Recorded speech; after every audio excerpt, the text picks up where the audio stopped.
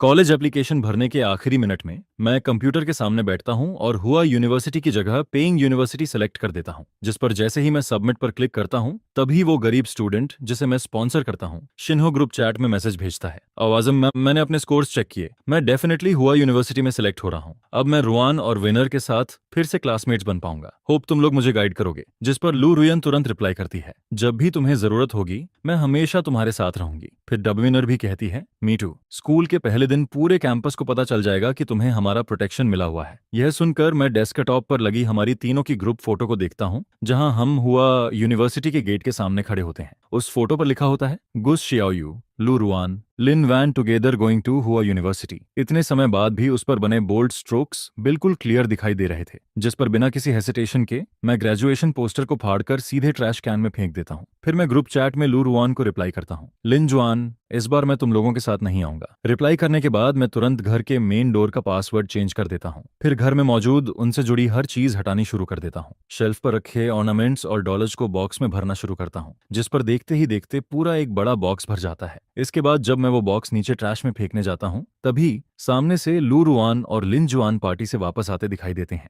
जिस पर उनकी नजर तुरंत ट्रैश कैन में पड़े उन ऑर्नामेंट्स पर चली जाती है। उन दोनों के चेहरे इंस्टेंटली बदल जाते हैं और वो जल्दी से मेरी तरफ भागते हैं। फिर लू रुआन मेरा हाथ कसकर पकड़ लेता है, तुम हमारे दिए हुए गिफ्ट्स क्यों फेंक रही हो? गू जियाओयू, ये सिर्फ छोटी सी बात है।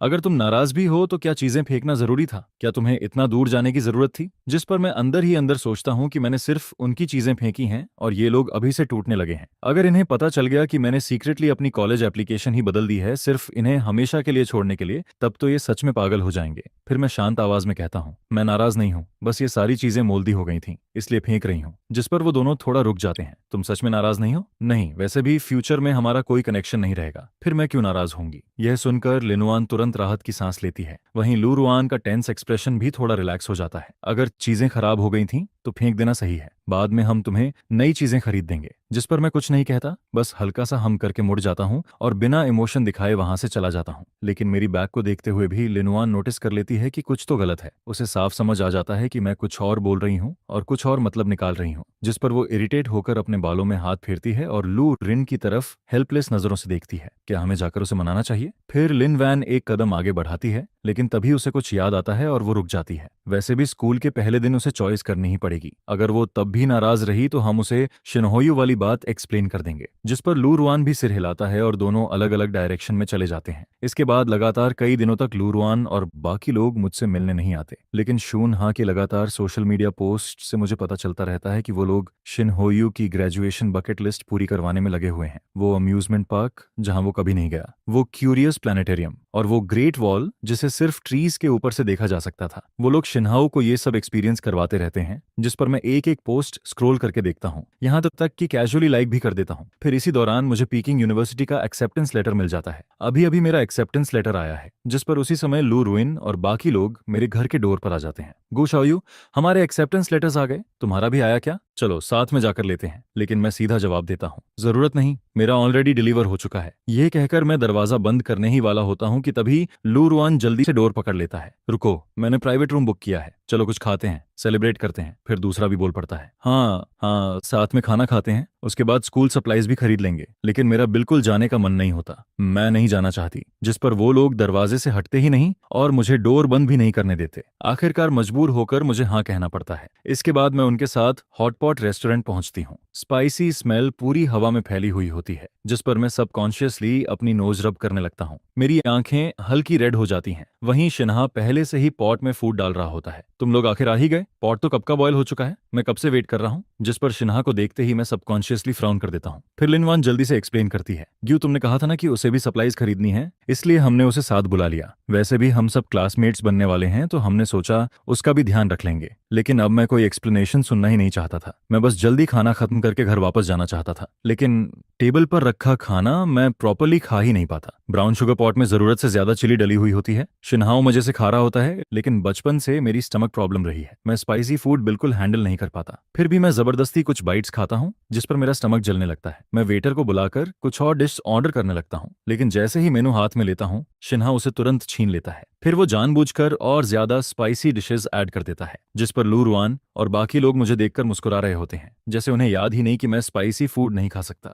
अब मुझे साफ दिखाई देने लगता है कि शिन्हा ये सब जानबूझकर कर रहा है, लेकिन इस बार मैं पहले की तरह रिएक्ट नहीं करता, क्योंकि मुझे पता है अगर मैंने कुछ कहा तो मेरे दोनों चाइल्डहुड फ्रेंड्स फिर से शिन्हा का साइड लेकर मुझे ही ब्लेम करेंगे। इसलिए मैं बस क्वाइटली पानी पीता रहता हूँ और एक शब्द भी नहीं बोलता। इसके बाद जब हम मॉल जाकर स्कूल की चीजें खरीद रहे होते हैं, तब मैं विंटर सेक्शन से काफी हैवी क्लॉथ्स चूज करने लगता हूँ, जिस पर लू रियान हल्का सा फ्राउन करता है। हुआ यूनिवर्सिटी वाले शहर में तो हमेशा स्प्रिंग जैसा मौसम रहता है, तुम्हें ये हैवी क्लोथ्स खरीदने की जरूरत नहीं है। लेकिन मैं कैजुअली जवाब देता हूँ, मुझे पता है ये क्लोथ्स ट्रैवल के लिए अच्छे लग रहे हैं, मैं पहन लूंगा। यह सुनकर लू रियान के लिप्स हल्के से मूव करते हैं, जैसे वो कुछ कहना चाहता हो, लेकिन आखिर में वो कुछ नहीं बोलता। फिर वापस आते वक्त कार में शिन्हा काफी देर हेजिटेट करने के बाद धीरे से वनर और लू रुआन की स्लीव्स पकड़ता है। क्या मैं वापस वहां ना जाऊं? जिस स्लम एरिया में मैं रहता हूं, वहां हाल ही में काफी अनसेफ माहौल हो गया है। हर बार वापस जाते हुए डर लगता है। यह कहते वक्त उसकी आंखों में प्लीडिंग लुक दिखाई देता है, जिस पर लिनुआन तुरंत बोल पड़ती है, ऑन ऑफ कोर्स तुम मेरे घर रह सकते हो, वहां बहुत सारे रूम्स हैं, जो चाहो चूज कर लो। फिर दूसरा भी कहता है, तुम कुछ दिन मेरे यहाँ भी रह सकते हो, वहां बहुत सेफ है। ये सुनकर शिन्हा इंस्टेंटली स्माइल करने लगता है। थैंक यू गाइज, तुम लोग मेरे लिए इतने अच्छे हो, मैं पहले कभी इतने बड़े घर में नहीं रहा। जिस पर वो सीक्रेटली मेरी तरफ ग्लांस करता है, लेकिन मैं कार विंडो से बाहर देखते हुए पूरी तरह इंडिफरेंट बना रहता हूँ। मेरी नजरें बस बाहर के सीनरी पर टिकी रहती हैं। शिन्हा कहाँ रहता है, इससे मुझे अब कोई फर्क नहीं पड़ता। अगली सुबह मुझे मेरे पेरेंट्स का कॉल आता है, शाओयू क्या तुम श्योर हो कि तुम हुआ यूनिवर्सिटी नहीं जाना चाहती? वैसे पीकिंग यूनिवर्सिटी बेहतर है, लेकिन तुमने रुइन और डब्ल्यूनर के साथ सेम स्कूल जाने का प्रॉमिस किया था ना? वो दोनों बचपन से तुम्हारे बिना एक घंटा भी नहीं रह पाती। अगर उन्हें मैं पता चला कि तुम स्कूल चेंज कर रही हो तो वो पागल हो जाएंगी। जिस पर मैं बिना इमोशन के जवाब देता हूँ, वो उनकी प्रॉब्लम है, मेरा उससे कोई लेना देना नहीं। मैं पहले हुआ यूनिवर्सिटी सिर्फ प्रॉमिस की वजह से जाना चाहता था, लेकिन पीकिंग यूनिवर्सिटी में वो मेजर है जो मुझे ज्यादा पसंद है। ये मेरी जिंदगी है, मैं वही चूज करूंगा जो मुझे चाहिए। ये सुनकर मेरे पेरेंट्स मुझे फोर्स नहीं करते, बस थोड़ी कंसर्न भरी बातें कहते हैं। ठीक है, तब इस दौरान घर पर अपना ध्यान रखना, हमारा बिजनेस ट्रिप खत्म होते ही हम वापस आ जाएंगे और तुम्हारे साथ रहेंगे। और हाँ, हमने तुम्हारे लिए ग्रेजुएशन गिफ्ट खरीदा है, जाकर कलेक्ट कर लेना। Thanks mom, thanks dad. जिस पर मैं स्माइल के साथ कॉल कट कर देता हूँ। फिर फोन खोलते ही देखता हूँ कि डिलीवरी कंपनी ने 10 मिनट पहले पिकअप रिमाइंडर भेजा था, package is at the door, please sign. यह देखकर मैं जल्दी से उठकर डोर खोलने जाता हूँ, लेकिन बाहर कुछ भी नहीं होता। जिस पर मैं कंफ्यूज्ड होकर डिलीवरी गाय को कॉल करने ही वाला होता हूँ कि तभी शिन्हाओ अचानक लू रियुआन्स हाउस की तरफ से आता दिखाई देता है। उसके हाथ में कुछ होता है जिसे वो हवा में वेव कर रहा होता है। गुसियाओ, क्या तुम इसे ढूंढ रही हो? जिस पर उसके हाथ में एक वायलिन दिखाई देता है। मैंने तुम्हारे डोर के पास एक पैकेज देखा तो मैंने तुम्हारे लिए ओपन कर दिया। क्या ये तुम्हारे पेरेंट्स की तरफ से है? कितना ब्यूटीफुल वायलिन है, मुझे भी ऐसा वायलिन चाहिए, क्या तुम ये मुझे दे सकती हो? यह कहते हुए शिन्हा अपने हाथ में वायलिन को चमकती आंखों से टच करता रहता है, जैसे उसे छोड़ना ही नहीं चाहता हो। जिस पर एक पल के लिए मुझे सच में लगता है कि शायद मैंने गलत सुना है। क्या किसी ने तुम्हें कभी नहीं बताया कि दूसरों की चीजें बिना परमिशन के ओपन नहीं करते? और अगर तुम्हें इतना पसंद है तो खुद जाकर खरीद क्यों नहीं लेते? यह सुनते ही शिन्हा की आंखें इंस्टेंटली रेड हो जाती हैं और वो सुबकने लगता है। तुम जानती हो ना, मेरे फैमिली कंडीशन में मैं इसे अफोर्ड नहीं कर सकता, फिर भी तुम मुझे ऐसे इंसल्ट क्यों कर रही हो? लेकिन अब मेरे पास शिन्हा की एक्टिंग देखने का बिल्कुल मूड नहीं था। मैं उससे और बहस भी नहीं करना चाहता था। जिस पर मैं सीधे वायलिन वापस लेने के लिए हाथ बढ़ाता हूँ, लेकिन शिन्हाओ वायलिन को कसकर पकड़ लेता है, जैसे वो सच में उससे बहुत प्यार करता हो। वो उसे अपनी तरफ खींच रहा होता है और छोड़ने को तैयार ही नहीं होता। और आज तक मुझे समझ नहीं आता कि आखिर पहले हाथ किसने छोड़ा था। अगले ही सेकंड वो वायलिन अपनी शाइनी बॉडी के साथ नीचे गिरता है, धड़ाम, जिस पर उसकी परफेक्ट बॉडी पर एक बड़ा अगली क्रैक पड़ जाता है जो साफ दिखाई दे रहा होता है। यह देखकर आखिरकार मेरा गुस्सा फूट पड़ता है। तभी बाहर की आवाज सुनकर लू रुइन जल्दी से बाहर आता है। वहीं पास वाले घर से लिनुआन भी भागते हुए आ जाती है, जिस पर उनकी नजर तुरंत आंसुओं से भरे शिन्हा के चेहरे पर जाती है। क्या हुआ? अभी तो सब ठीक था ना? किसने तुम्हें बलि किया? जिस पर शिन्हा तुरंत बोल पड़ता है, गुस्सिया को ब्लेम मत करो, मैंने गलती से उसका नया वायलिन गिरा दिया। वो दुखी थी, इसलिए उसने अपना गुस्सा मुझ पर निकाल दिया। उसने मुझे पुश भी किया, लेकिन मैं नाराज नहीं हूँ। अगर इससे वो खुश हो जाए तो मैं कुछ भी सह सकता हूँ। मैं शिन्हा की हर बात साफ सुन पा रहा था, लेकिन जब वो सारी बातें एक साथ जुड़ती हैं तो मेरे दिमाग में सिर्फ 2 शब्द रह जाते हैं, बेहद बकवास। मुझे बिल्कुल उम्मीद नहीं थी कि वो इतनी आसानी से ब्लैक को फाइट बना देगा, लेकिन मैं कुछ बोल भी नहीं पाता कि उससे पहले ही लिनुआन डार्क फेस के साथ मुझे डांटना शुरू कर देती है। गुस्याओ, अगर तुम्हें स्पॉइल्ड रिच किड की तरह टेंट्रम दिखाना है तो भी ऐसे नहीं करते, अभी तुरंत हाओयू से अपोलोजाइज करो। फिर लू रियुआन भी कोल्ड आवाज में बोलता है, गुआओ तुम सच में बहुत ज्यादा कर रही हो, अभी अपोलोजाइज करो। जिस पर गुस्से से मेरी टेम्पल्स दर्द करने लगती हैं। मैं मुश्किल से खुद को कंट्रोल करता हूँ। लू रियुआन, लिन वैन, इस हॉलवे में सिक्योरिटी कैमरे लगे हुए हैं, अगर सच देखना है तो फुटेज देख लो। यह सुनते ही शिन्हा घबरा जाता है और जोर से रोने लगता है। रियान, वेर, गुसिया को ब्लेम मत करो, मैं सच में ठीक हूँ, लेकिन अगर तुम लोग मेरे लिए ऐसे लड़ोगे तो फिर मैं गुसियाओ का दोस्त नहीं रह पाऊंगा। जिस पर लूरियान तुरंत टिश्यू निकालकर शिन्हा के टीयर्स वाइप करने लगता है, फिर धीरे से उसकी बैक पैट करता है। ठीक है, ये तुम्हारी गलती नहीं है, रो मत। फिर वो मेरी तरफ देखकर कोल्ड एक्सप्रेशन के साथ बोलता है, देखो वो कैसे बिहेव कर रही है, और फिर देखो एच हाउ यू, कितना काम है, डिफरेंस बिल्कुल क्लियर है। यह कहने के बाद वो दोनों टीयर आइड शिन्हा को प्रोटेक्ट करते हुए वहां से बिना पीछे देखे चले जाते हैं, जिस पर मैं उनकी बैग्स को देखता रहता हूँ और मेरे चेस्ट में एक भारी दर्द उठने लगता है। इसके बाद 3 दिन बाद वो क्लास रियूनियन आता है जो पहले से प्लान्ड था। जैसे ही मैं वहां पहुंचता हूँ, कई क्लासमेट्स क्यूरियस होकर मेरे पीछे देखने लगते हैं, लेकिन अगले ही पल उनके फेसेस डिसअपॉइंटमेंट से भर जाते हैं। गुआओ, वो दोनों स्कूल फ्लावर्स कहाँ हैं? क्या वो हमेशा तुम्हारे साथ नहीं रहती, हर जगह तुम्हें फॉलो नहीं करती? फिर दूसरा क्लासमेट हंसते हुए बोलता है, सुना है तुम तीनों हुआ यूनिवर्सिटी में जा रहे हो, फर्स्ट डे पर तुम्हें दोनों में से किसी एक को चूज करना पड़ेगा, तो डिसाइड किया कि गर्लफ्रेंड किसे बनाओगे?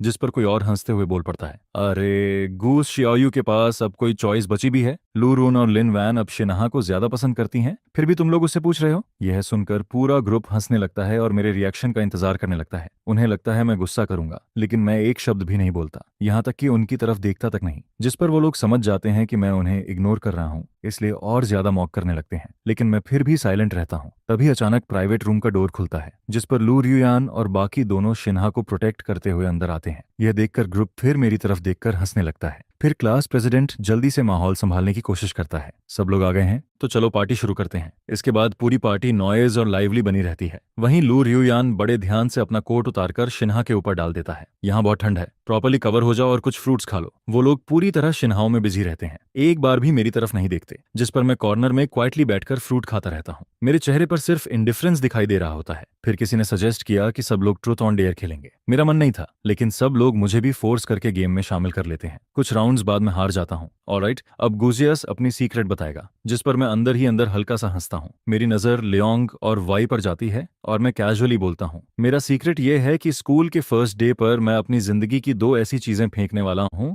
जो बचपन से मेरे साथ थीं। यह सुनकर लोग कंफ्यूज्ड हो जाते हैं, ये कोई सीक्रेट नहीं हुआ? चीजें फेंकना भी कोई सीक्रेट है क्या? चलो इस बार छोड़ देते हैं, लेकिन अगली बार बचने की कोशिश मत करना। जिस पर मैं सिर्फ सिर हिला देता हूँ, लेकिन एक्सप्लेन कुछ नहीं करता। लेकिन बैड लक से अगला राउंड भी मैं ही हार जाता हूँ। यह देखकर कराओ के रूम में बैठे सारे लोग एक साथ शोर मचाने लगते हैं। गुसियाओ, इस बार तो तुम्हें नहीं छोड़ेंगे। कुछ टफ पूछते हैं। फिर कोई जोर से पूछता है, लू रुइन और लिनुअन में से तुम गर्लफ्रेंड किसे चूज करोगे? यह सवाल सुनते ही रूम में बैठे लगभग सभी लोग आगे झुक जाते हैं, सिर्फ मेरा आंसर सुनने के लिए। जिस पर लू रुआन नर्वस होकर कई बार पानी पीने लगता है। वहीं लिनुआन की हालत भी अलग नहीं होती, उसके फिस्ट्स इतने टाइटली क्लेंच्ड होते हैं कि 1 सेकंड के लिए भी लूज नहीं पड़ते। यह देखकर मैं थोड़ा सरप्राइज हो जाता हूँ, क्योंकि भले ही उनकी आंखें अब शिन्हा पर टिकी रहती हैं, फिर भी वो मेरे जवाब को लेकर नर्वस हैं।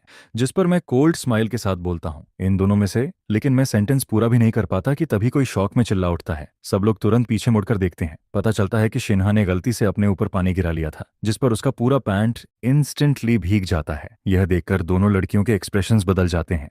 गेम वहीं फोर्सफुली इंटरप्ट हो जाता है और किसी का भी आगे खेलने का मूड नहीं बचता। फिर कुछ लोग बोलने लगते हैं, चलो अब निकलते हैं। लेकिन तभी किसी ने कहा, अरे अभी मत जाओ, टीचर ने बहुत सारे फायरवर्क्स खरीदे हैं, चलो सब रिवर बैंक चलते हैं और फायरवर्क्स छोड़कर अपनी नई जर्नी सेलिब्रेट करते हैं। इसके बाद पूरा ग्रुप एक्साइटमेंट के साथ रिवर बैंक पहुंचता है। चारों तरफ कलरफुल फायरवर्क्स डार्क स्काई में एक्सप्लोड हो रहे होते हैं। लगभग सभी लोग क्वाइटली विशेष मांग रहे होते हैं, लेकिन सिर्फ शिन्हाओ जोर से चिल्लाकर बोलता है, मैं विश करता हूं कि रुइन और वनर की सारी विशेष पूरी हों। यह सुनकर हमेशा इंडिफरेंट रहने वाली लू रियुआन्स की आंखों में भी हल्की सॉफ्टनेस आ जाती है। वहीं लिनु की स्माइल और ज्यादा ब्राइट हो जाती है। फिर वो सॉफ्टली शिन्हा के बाल रफल करती है, तुम इतने सिली क्यों हो? कौन अपनी विशेष छोड़कर दूसरों के लिए विश करता है? जिस पर शिन्हा स्माइल करते हुए जवाब देता है, क्योंकि तुम लोग मेरे लिए सबसे इंपॉर्टेंट हो। फिर लिनवैन भी धीरे से कहती है, तुम भी मेरे लिए सबसे इंपॉर्टेंट हो। यह देखकर मुझे बस हवा में फैली हुई वो सिकनिंग स्वीट वाइब फील होने लगती है। मैं अब उनके पास 1 सेकंड भी नहीं रुकना चाहता था, जिस पर मैं क्वाइटली वहां से हटकर एक कॉर्नर में चला जाता हूं और अकेले फायरवर्क्स देखने लगता हूं। तभी शिन्हा अचानक बोल पड़ता है, गुसियाओ शायद अनहैप्पी है, उसने एक भी फायरवर्क नहीं छोड़ा,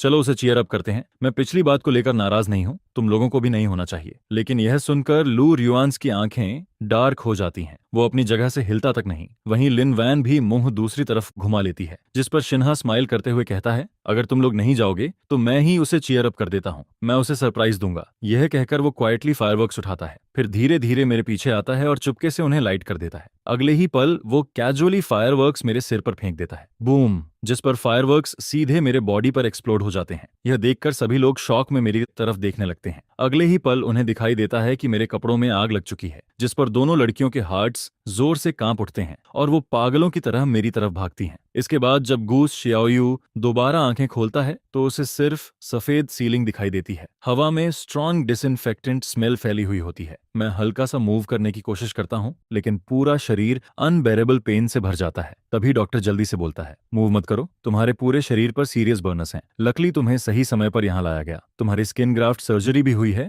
इसलिए बॉडी पर स्कार्स नहीं बचेंगे, नहीं तो तुम्हारा ये प्रिटी फेस पूरी तरह रन हो जाता। यह सुनकर मुझे बेहोश होने से पहले की सारी बातें याद आने लगती हैं, जिस पर मेरे दिल में ठंडा सा दर्द उतर जाता है। मैं कुछ बोलना चाहता हूँ, लेकिन बॉडी के पेन की वजह से मेरे अंदर बिल्कुल ताकत नहीं बची थी। फिर डॉक्टर अचानक याद करके बोलता है, ओह राइट, दो बहुत ब्यूटीफुल गर्ल्स तुम्हें हॉस्पिटल लेकर आई थीं। जब वो तुम्हें यहाँ लाई थीं तब तुम अनकॉन्शियस थे और वो दोनों पैनिक में थीं। तुम कई दिनों तक अनकॉन्शियस रहे। वो हर समय तुम्हारे पास बैठी रहीं। अभी मुश्किल से उन्हें जाकर रेस्ट करने के लिए कन्विंस किया गया है। क्या हमें उन्हें उठाकर बता देना चाहिए? तुम्हारे जागने की खबर सुनकर वो बहुत खुश हो जाएंगी। जिस पर मैं बिना हेजिटेशन के जवाब देता हूँ, नहीं, मैं उनसे मिलना नहीं चाहता। यह सुनकर नर्स हल्का सा सिर हिलाती है और मेडिसिन कार्ड को पुश करते हुए बाहर चली जाती है। लेकिन ज्यादा समय नहीं गुजरता कि तभी खबर सुनकर लू रुइन और लिन वुआन जल्दी जल्दी वापस हॉस्पिटल पहुंच जाते हैं। जो लोग हमेशा परफेक्टली नीट रहते थे, उनकी हालत अब बिल्कुल खराब दिखाई दे रही होती है। उनकी आंखें ब्लडशॉट थीं और कई दिनों से उन्होंने कपड़े तक चेंज नहीं किए थे। उनकी आंखों में साफ हार्ट चेक दिखाई दे रहा होता है, जिस पर जैसे ही उनकी नजर मुझ पर पड़ती है, उनकी आंखें हल्का कांपने लगती हैं। गुस्साओयू, तुम ठीक हो ना? फिर लू रियान गिल्टी एक्सप्रेशन के साथ बोलता है, आई एम सॉरी, हम तुम्हें प्रोटेक्ट नहीं कर पाए। लेकिन मेरे कुछ बोलने से पहले ही वो जल्दी से एक स्टैक निकालकर मेरी तरफ बढ़ाता है। वो सारे हैंडराइटन अपॉलॉजी लेटर्स होते हैं। गुस्साओ, मुझे पता है तुम बहुत पेन में हो। इस बार शिन्हा गलत था, लेकिन उसका ऐसा करने का इंटेंशन नहीं था। तुम कई दिनों तक अनकॉन्शियस थी। वो पूरे समय गिल्ट में रहा है। वो लगातार सोच रहा था कि तुमसे कैसे अपोलोजाइज करे। बस इस बार उसे फॉरगिव कर दो। यह सुनते ही मेरी पैम्स बर्फ जैसी ठंडी पड़ जाती हैं। मैं घायल हूं, दर्द मैं सह रहा हूं, लेकिन गिल्ट उसे फील हो रहा है। क्या अब उसके गिल्ट की रिस्पॉन्सिबिलिटी भी मेरी है? जिस पर मैं कोल्ड आवाज में बोलता हूँ, उसे यहाँ लाओ। पहले वही दर्द उसे भी फील होने दो जो मैं कर रहा हूँ। फिर मैं आंखें बंद कर लेता हूँ। अब मैं उनके फेसेस तक नहीं देखना चाहता था। यह देखकर लिनवान हल्का सा फ्राउन करती है और जितना हो सके उतनी सॉफ्ट आवाज में बोलती है, गोस्ट शाओयू, तुम्हें इतना एग्रेसिव होने की जरूरत नहीं है। हाओयू सच में बहुत गिल्टी फील कर रहा है। जिस पर मैं बिना एक्सप्रेशन बदले जवाब देता हूँ, अगर तुम्हें उसके लिए इतना बुरा लग रहा है तो उसके पास जाओ। मेरे हॉस्पिटल रूम में क्या कर रही हो? मेरी आंखों में सिर्फ इंडिफरेंस दिखाई दे रहा होता है, जैसे मैं हर किसी को खुद से दूर धकेल रहा हूँ। यह देखकर दोनों एक दूसरे की तरफ देखते हैं और हेल्पलेस होकर साई करते हैं। उन्हें पता चल चुका था कि अभी वो जो भी बोलेंगे मैं सुनने वाला नहीं हूँ। फिर लू रुआन धीरे से कहता है, गुआयू, हमने शहर के सबसे अच्छे डॉक्टर को तुम्हारे ट्रीटमेंट के लिए बुलाया है। तुम्हारे बॉडी पर कोई स्कार नहीं रहेगा, तुम रिलैक्स कर सकती हो। और हमने लॉ फैमिली के बॉडीगार्ड्स भी यहाँ से छोड़ दिए हैं। अगर तुम्हें कुछ खाना हो तो उनसे बोल देना, हम रोज तुम्हें देखने आएंगे। ये कहने के बाद वो दोनों कुछ सेकंड्स तक मुझे गहरी नजरों से देखते रहते हैं। फिर बेड पर आंखें बंद किए पड़े मुझे देखकर क्वाइटली वहां से चले जाते हैं। उनके जाने के बाद मैं अपने लिप्स जोर से बाइट कर लेता हूँ और दर्द से भारी सांसें लेने लगता हूँ, क्योंकि मेरे जागने के बाद एनेस्थेटिक का इफेक्ट पूरी तरह खत्म हो चुका था। मेरा पूरा शरीर ऐसा लग रहा था जैसे कोई चाकुओं से काट रहा हो। मैं इतने समय से ग्रीवेंस और पेन को जबरदस्ती सह रहा था। खुद को कमजोर दिखाने के लिए एक आवाज तक नहीं निकाली थी। लेकिन पता नहीं कितनी देर बाद अचानक मेरे पेरेंट्स जल्दी जल्दी रूम में आते हैं। शाओयू, बहुत दर्द हो रहा है, का सारा थदरा है क्या? यह सुनते ही मैं खुद को और कंट्रोल नहीं कर पाता। इतने समय से रोके हुए टीयर्स आखिरकार बहने लगते हैं। बहुत दर्द हो रहा है। जिस पर मेरी मॉम मुझे कसकर हक कर लेती हैं। उनकी आंखों में साफ हार्ट ब्रेक दिखाई दे रहा होता है। वहीं डैड का चेहरा पूरी तरह डार्क पड़ जाता है और वो जोर से टेबल पर हाथ मारते हैं। हमने सच में घर में भेड़िया पाल लिया। शिंगा ने ये सब जानबूझकर किया है। आज से उसकी फंडिंग पूरी तरह बंद और हम हर पॉसिबल एविडेंस ढूंढेंगे ताकि उसे उसकी हरकतों की सजा दिला सकें। काफी देर बाद जाकर मेरी इमोशंस धीरे धीरे काम होती हैं, लेकिन फिर मेरे पेरेंट्स को काम की वजह से वापस जाना पड़ता है। शाओयू, अपना ध्यान रखना और जल्दी रिकवर करना। मॉम और डैड को काम की वजह से जाना पड़ रहा है, लेकिन हम उस लड़के को बचने नहीं देंगे। वो लोग जल्दी में आए थे और जल्दी में ही चले भी जाते हैं, जिस पर हॉस्पिटल रूम फिर से खाली और शांत हो जाता है। लेकिन इस बार मैं पहले जितना सैड फील नहीं कर रहा था। मेरे दिल में हल्की वार्मथ महसूस हो रही थी। फिर मैं आंखें बंद करके धीरे धीरे सोने लगता हूँ कि तभी डोर पर नॉक सुनाई देता है। लेकिन मेरे कुछ कहने से पहले ही हॉस्पिटल रूम का डोर खुल जाता है। इस बार सामने शिन्हा खड़ा होता है। उसकी आंखों से लगातार टीयर्स बह रहे होते हैं। गुआयू, आई एम सॉरी, क्या तुम मुझे फॉरगिव कर सकती हो? मैं वो फैमिली की फंडिंग नहीं खो सकता, मैं जेल भी नहीं जा सकता, मैं सर्वाइव नहीं कर पाऊंगा। मैंने सच में ये जानबूझकर नहीं किया था, प्लीज मुझे फॉरगिव कर दो। वो लगातार काउंटलेस बार अपोलोजाइज करता रहता है, लेकिन उसकी किसी भी बात में मुझे सिंसेरिटी का एक टुकड़ा तक फील नहीं होता। अगर हमने उसकी फंडिंग बंद ना की होती, अगर हम उसके खिलाफ एक्शन ना ले रहे होते, तो क्या वो यहाँ अपोलोजाइज करने आता? जिस पर मुझे उसका जवाब पहले से पता था। मैं उसे देखना तक नहीं चाहता था, इसलिए मैं सीधा नर्स कॉल बटन दबा देता हूँ। नर्स, मैं इस आदमी को नहीं जानता, ये मेरे रेस्ट को डिस्टर्ब कर रहा है, प्लीज इसे बाहर निकाल दीजिए। ये सुनते ही नर्स तुरंत अंदर आती है और शिन्हा को बाहर ले जाने लगती है, जिस पर शिन्हा की आंखों में पैनिक चमक उठता है। वो स्टंबल करते हुए बाहर जाता है और फिर भी लगातार प्लीड करता रहता है। तभी पीछे से दो फेमिलियर आवाजें सुनाई देती हैं, उसे टच मत करो, जिस पर लू रून और लिनवान जल्दी से शिन्हा को संभाल लेते हैं। तुम ठीक हो? वो सिर हिलाकर प्रेटेंड करता है कि सब ठीक है, लेकिन उसकी रेड रिम्ड आईज सब कुछ बता रही होती हैं। मैं ठीक हूँ, बस गुआयो मुझे नहीं देखना चाहती, शायद मुझे चले जाना चाहिए। वो ऐसा बोलता जरूर है, लेकिन अपनी जगह से 1 इंच तक मूव नहीं करता। यह देखकर दोनों उसका हाथ पकड़ते हैं और सीधे हॉस्पिटल रूम में वापस घुसाते हैं। गुस्याओ, हाउ सच में खुद को ब्लेम कर रहा है। स्पॉन्सरशिप कैंसिल करना अलग बात है, लेकिन लीगल एक्शन लेना बहुत ज्यादा हो रहा है। इस बार बस उसे फॉरगिव कर दो। फिर शिन्हा भी तुरंत बोल पड़ता है, वर्नर, तुम्हें मेरे लिए बोलने की जरूरत नहीं। भले ही मेरा इंटेंशन ऐसा नहीं था, लेकिन अगर मेरी वजह से गोयू हर्ट ना होती तो उसे स्किन ग्राफ्ट्स की जरूरत नहीं पड़ती। उसने बहुत पेन सहा है, मुझे पता है वो मुझे आसानी से फॉरगिव नहीं करेगी। जिस पर मैं हॉस्पिटल बेड पर लेटे हुए उन दोनों को शिन्हाओ को बचाने के लिए लड़ते हुए देखता रहता हूँ। एक पल के लिए मुझे खुद पर ही डाउट होने लगता है, क्या मैं सच में इन दोनों लोगों को जानता हूँ? हम तीनों ने 10 साल से ज्यादा वक्त साथ बिताया था, लेकिन शिन्हाओ को आए सिर्फ 1 महीना हुआ था। फिर सब कुछ इतनी जल्दी कैसे बदल गया? मेरे सामने खड़े वो तीनों अब भी बैक एंड फोर्थ आर्ग्यू कर रहे होते हैं, जिस पर मैं फाइनली कोल्ड आवाज में बोलता हूँ, मैं मोरल ब्लैकमेल एक्सेप्ट नहीं करता। मैं उसे फॉरगिव करूं या ना करूं, ये मेरा डिसीजन है। अब मुझे रेस्ट करना है, प्लीज बाहर जाइए। यह सुनकर दोनों एक दूसरे की तरफ देखते हैं। उनकी आंखों में साफ सरप्राइज दिखाई देता है। उन्हें उम्मीद नहीं थी कि मैं इतना कोल्ड बिहेव करूंगा। वहीं शिन्हा फिर से रोने लगता है। उसकी आंखें रो रो कर पूरी स्वॉलन हो चुकी थीं, जिस पर लू रुआन हल्की ब्लश के साथ उसके टीयर्स वाइप करता है। इट्स ओके, रो मत, ये तुम्हारी गलती नहीं है। भले ही गो फैमिली तुम्हारी फंडिंग बंद कर दे, लेकिन हम अभी भी तुम्हारे साथ हैं। तुम्हें ट्यूशन की चिंता करने की जरूरत नहीं, बाकी चीजों की भी टेंशन मत लो। हम तुम्हें इस सिचुएशन से निकालने का तरीका ढूंढ लेंगे। यह सुनकर मैं धीरे से अपनी आंखें बंद कर लेता हूँ। मेरे लिप्स के किनारे पर मॉकिंग स्माइल उभर आती है, क्योंकि मुझे पहले से पता था अगर वो चाहें तो आसानी से शिन्हा को प्रोटेक्ट कर सकते हैं। तो फिर मेरे फॉरगिवनेस के लिए इतनी एक्टिंग क्यों? इसका मतलब ही क्या है? इसके बाद मैं काफी लंबे समय तक हॉस्पिटल में एडमिट रहता हूँ। लू रुआन और बाकी लोग लगभग हर दिन मुझे देखने आते रहते हैं, लेकिन मैं हर बार उनसे मिलने से मना कर देता हूँ, जिस पर वो लोग रोज रूम के बाहर गिफ्ट्स छोड़ जाते हैं, उम्मीद करते हुए कि अंदर जाने वाला कोई उन्हें मुझे दे देगा। लेकिन मैं हर बार वो गिफ्ट्स ड्यूटी नर्सेस को दे देता हूँ, और आखिरकार डिस्चार्ज वाले दिन भी वो दोनों मुझे लेने हॉस्पिटल आ जाते हैं। गॉय अंकल और आंट अभी बिजनेस ट्रिप पर हैं, इसलिए हम तुम्हें लेने आए हैं। लेकिन मैं उनकी तरफ देखता तक नहीं, सीधे दूसरी डायरेक्शन में चलने लगता हूँ। यह देखकर लू रियोन्स का एक्सप्रेशन डार्क हो जाता है। वो जल्दी से मेरा हाथ पकड़ लेता है। गुआओ, हमने काफी समय से शिन्हा से मुलाकात नहीं की, सिर्फ इसलिए क्योंकि तुम अनहैप्पी थी। अगर तुम्हें वो पसंद नहीं है तो ठीक है, लेकिन तुम हमसे भी इतना डिस्टेंट क्यों बिहेव कर रही हो? हमारे साथ भी इतनी कोल्ड क्यों हो? यह सुनकर मुझे हंसी आने लगती है। क्या सच में मैं उन्हें दूर धकेल रहा हूँ,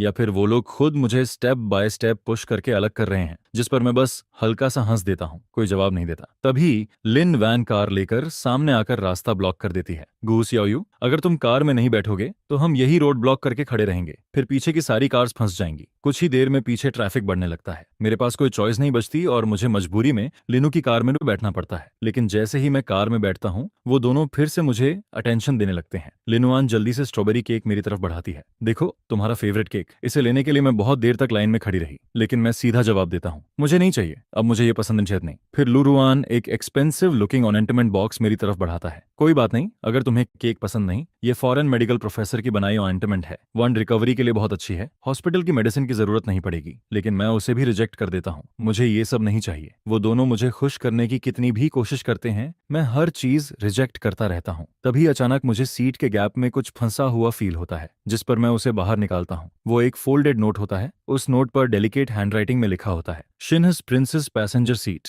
जिस पर मैं खुद को रोक नहीं पाता और हल्का सा स्कॉफ कर देता हूँ। यह देखकर लिनुआन तुरंत नोट छीन लेती है और उसे छोटे छोटे पीसेस में फाड़ देती है। गुआयू, गलत मत समझना, पिछली गेम में हारने की पनिशमेंट मिली थी मुझे, इसलिए ये करना पड़ा। उसकी जल्दबाजी भरी मूवमेंट साफ बता रही थी कि वो डर रही है कहीं मैं मिसअंडरस्टैंड ना कर लूं। लेकिन मैं बस हल्का सा हंस देता हूँ, मुझे बिल्कुल फर्क नहीं पड़ रहा था, इससे मेरा कोई लेना देना नहीं है। यह सुनते ही दोनों के एक्सप्रेशंस बदल जाते हैं। कैसे नहीं है? क्या तुम वो प्रॉमिस भूल गए जो तुमने हमसे किया था? स्कूल के पहले दिन तुम्हें हम दोनों में से किसी एक को चूज करना था। फिर दूसरा भी जल्दी से पूछता है, हाँ तो डिसाइड किया तुमने? जिस पर मैं उनकी तरफ देखकर कामली जवाब देता हूँ, मुझे लगता है यह सवाल तुम्हें शिनाहो से पूछना चाहिए। यह सुनते ही लू रुआन और लिन वैन दोनों के चेहरे इंस्टेंटली बदल जाते हैं। वो दोनों जल्दी जल्दी एक्सप्लेन करने लगते हैं। हाउ से क्यों पूछेंगे, हमारे उसके लिए वैसे फीलिंग्स नहीं है। गुस्सा, क्या तुम कुछ गलत समझ रहे हो? लेकिन अब मैं उनकी कोई बात सुनना ही नहीं चाहता था, जिस पर मैं आंखें बंद कर लेता हूं और अपना सिर कार विंडो से टिका देता हूं, जैसे उनकी हर बात कंप्लीटली इग्नोर कर रहा हूं। उसके बाद पूरी राइड में लू रुआन और बाकी दोनों में से कोई भी कुछ बोलने की हिम्मत नहीं करता। वो बस चुपचाप एक दूसरे को देखते रहते हैं। उन्हें सिर्फ इतना महसूस हो रहा था कि मैं बहुत बदल गया हूं, पहले से ज्यादा डिस्टेंट और इंडिफरेंट। वो एक्सप्लेन करना चाहते थे, लेकिन उन्हें खुद समझ नहीं आ रहा था कि शुरुआत कहां से करें। आखिर में वो खुद को बस यही कहकर कंफर्ट करते हैं, स्कूल शुरू होने के बाद सब ठीक हो जाएगा। जैसे ही मैं घर पहुंचता हूं, मुझे टीचर का कॉल आता है। गुस्सियाओ, इस बार तुम्हारे एग्जाम रिजल्ट्स बहुत अमेजिंग आए हैं। तुम पूरे सिटी के टॉप स्कोरर बने हो। स्कूल चाहता है कि तुम वापस आकर जूनियर्स को स्पीच दो और अपने स्टडी टिप्स शेयर करो। ये सुनकर मैं कुछ सेकंड्स के लिए हेजिटेट करता हूं। अगर मैं स्पीच दूंगा तो सबको पता चल जाएगा कि मैंने यूनिवर्सिटी एप्लीकेशन चेंज कर दी है। लेकिन सिर्फ कुछ सेकंड्स बाद ही मैं एग्री कर देता हूं। वैसे भी सूनर और लेटर उन्हें यूनिवर्सिटी चेंज के बारे में पता चल ही जाना था। मैं अब तक बस अननेसेसरी ट्रबल अवॉइड करने के लिए इसे सीक्रेट रख रहा था, लेकिन जो हो चुका वो बदल नहीं सकता। उनके फ्रीक आउट करने से भी कुछ चेंज नहीं होगा, और सिर्फ उनके रिएक्शन के डर से मैं खुद को पीछे नहीं रोक सकता। सबसे ज्यादा जरूरी बात यह थी कि मैं सच में जूनियर्स के साथ अपने स्टडी टिप्स शेयर करना चाहता था, जिस पर अगले पूरे 3 दिन मैं उस स्पीच की प्रिपरेशन में लगा रहता हूँ। लेकिन जिस दिन मुझे स्टेज पर जाना होता है, उसी समय लू रुइन और बाकी लोग मेरा रास्ता रोक लेते हैं। लिन वैन ऑकवर्ड एक्सप्रेशन के साथ बोलना शुरू करती है, गुआ, इस बार तुम्हें स्टेज पर जाने की जरूरत नहीं है। चलो कहीं बाहर कुछ खाने चलते हैं, या जहां तुम जाना चाहो हम तुम्हें वहां ले चलेंगे। क्या कहती हो? फिर कुछ सेकंड साइलेंट रहने के बाद लू रुइन भी बोलता है, how you public speaking practice करना चाहता था, इसलिए मैंने डैड से बात करके उसे ये स्पीकिंग अपॉर्चुनिटी दिला दी। लुफू फैमिली ने स्कूल की कुछ बिल्डिंग्स में इन्वेस्टमेंट किया हुआ है, इसलिए स्पीकर को लास्ट मोमेंट में चेंज करना उनके लिए बड़ी बात नहीं थी। ये सुनते ही स्टेज से शिन्हा की क्लियर आवाज सुनाई देती है, जिस पर मैं ऊपर देखता हूँ और स्टेज पर खड़े शिन्होयू को देखता हूँ, जो मुझे ही देख रहा होता है। वहीं लू रुआन और बाकी लोग अंदर ही अंदर नर्वस होने लगते हैं। वो लोग बस मेरे एंग्री होने का इंतजार कर रहे थे, लेकिन काफी देर तक वेट करने के बाद भी मेरे चेहरे पर कोई एंगर नहीं आता। मैंने रिएक्ट तक नहीं किया। उन्होंने मुझे संभालने के लिए जितनी काउंटर मेजर्स सोची थी, उनमें से एक भी काम नहीं आई, क्योंकि उनकी हर प्रिपरेशन बेकार हो चुकी थी। जिस पर मैं बस हल्का सा हंसता हूँ, बिना कुछ बोले मुड़ता हूँ और वहां से चला जाता हूँ। क्या अफसोस की बात है लू रुइन, लिन वैन, तुम लोगों ने ट्रुथ जानने का अपना आखिरी चांस भी खो दिया। इसके बाद आखिरकार स्कूल का पहला दिन आ जाता है। मेरे पेरेंट्स स्पेशली वापस आते हैं। शायू, तुम्हारा लगेज तैयार है ना? पेइंग यूनिवर्सिटी बीजिंग से इतनी दूर है, जो भी जरूरत की चीजें हों सब साथ ले जाना। फिर मॉम और डैड बार बार लगेज चेक करने लगते हैं। हम तुम्हें एयरपोर्ट छोड़ने चलेंगे, तुम इतनी दूर अकेले जा रहे हो, डैड को टेंशन हो रही है। जिस पर मैं स्माइल करते हुए जवाब देता हूँ, जरूरत नहीं, मैं अब बड़ा हो चुका हूँ। मॉम, डैड, आप लोग वर्क में बिजी रहते हो, मेरी चिंता मत करो। लेकिन मेरे ऐसा कहने के बावजूद भी उनके दिल में चिंता बनी रहती है। मॉम की आंखों में टीयर्स आ जाते हैं। तुम इतनी दूर अकेले जा रहे हो, हम चिंता कैसे ना करें? जिस पर मैं स्माइल करते हुए मॉम को हग कर लेता हूँ। मैं बस पढ़ने जा रहा हूँ, आप इतना क्यों रो रही हो बारी? अगर फ्यूचर में काम के लिए बाहर गया तब तो आप रो रो कर बेहोश ही हो जाओगी। यह सुनकर मॉम को अचानक कुछ याद आता है। वो जल्दी से बैग से एक स्लिप निकालती हैं। उस पेपर पर कुछ फोन नंबर्स लिखे होते हैं। शायू, असल में जब तुम छोटे थे तभी फैमिली ने तुम्हारी मैरिज अरेंज कर दी थी, लेकिन बचपन से लू रुइन और लिन वैन हमेशा तुम्हारे आसपास ही रहती थीं। इसलिए हमने सोचा कि फ्यूचर में तुम उन्हीं दोनों में से किसी एक से शादी करोगे, इसलिए कभी इस बात का जिक्र नहीं किया। लेकिन अब लगता है वो दोनों तुम्हारे लिए सही नहीं है। वैसे वो लड़का भी पीकिंग यूनिवर्सिटी में ही पढ़ता है, उसी स्कूल में। अरेंज्ड मैरिज जैसी चीजें अब जरूरी नहीं रही, लेकिन अगर तुम दोनों की बन जाए तो ठीक, और अगर ना बने तो भी कोई बात नहीं। कम से कम वहां जरूरत पड़ने पर वो तुम्हारी मदद तो कर सकेगा। यह कहते हुए मॉम वो पेपर मेरी पाम पर रख देती हैं, जिस पर मैं उसे मना करने ही वाला होता हूँ कि तभी अचानक लू रुइन और लिन जुआन अंदर आ जाते हैं। आंटी अंकल, चिंता मत कीजिए, हम गुस्सियाओं का अच्छे से ख्याल रखेंगे। वो लोग पूरी तरह मिसअंडरस्टैंड कर चुके थे। उन्हें लगा मॉम और डैड उन्हीं दोनों की बात कर रहे हैं, लेकिन रूम में मौजूद हर इंसान चुप रहता है, कोई भी ट्रुथ नहीं बताता। जिस पर मैं कामली वो नोट अपनी पॉकेट में रख लेता हूँ। डोंट वरी, मैं समझ गया। यह सुनकर मॉम फिर से टीयर्स वाइप करती हैं। वहीं डैड की आंखें भी थोड़ी रेड हो जाती हैं, लेकिन लू रुआन और बाकी दोनों समझ ही नहीं पाते कि वो लोग इतना इमोशनल क्यों हो रहे हैं। आंटी अंकल, हुआ यूनिवर्सिटी तो इसी सिटी में है। भले ही गुस्सियाओ हॉस्टल में रहेगी, लेकिन वीकेंड्स पर घर वापस आ सकती है। अगर उसे होम सिक फील हुआ तो हम उसे रोज वापस घर भी छोड़ सकते हैं। यह सुनकर मॉम और डैड एक दूसरे की तरफ देखते हैं लेकिन कुछ नहीं बोलते। वहीं लू रियुयान और लिन जुआन को अब भी कुछ अनयूजुअल फील नहीं होता। वो जल्दी जल्दी मेरे रूम में जाते हैं और एक्साइटेड होकर मेरा सूटकेस उठाने लगते हैं, लेकिन अंदर जाते ही दोनों शॉक हो जाते हैं। अरे, हुआ यूनिवर्सिटी तो इसी सिटी में है ना, तुम इतनी सारी क्लोथ्स क्यों ले जा रहे हो? जिस पर मैं कोल्ड आवाज में जवाब देता हूँ, मैं क्या करता हूँ, इससे तुम्हें क्या मतलब? मेरे पास ज्यादा क्लोथ्स होना नॉर्मल है। यह सुनकर लिनवान जल्दी से मुस्कुराने लगती है।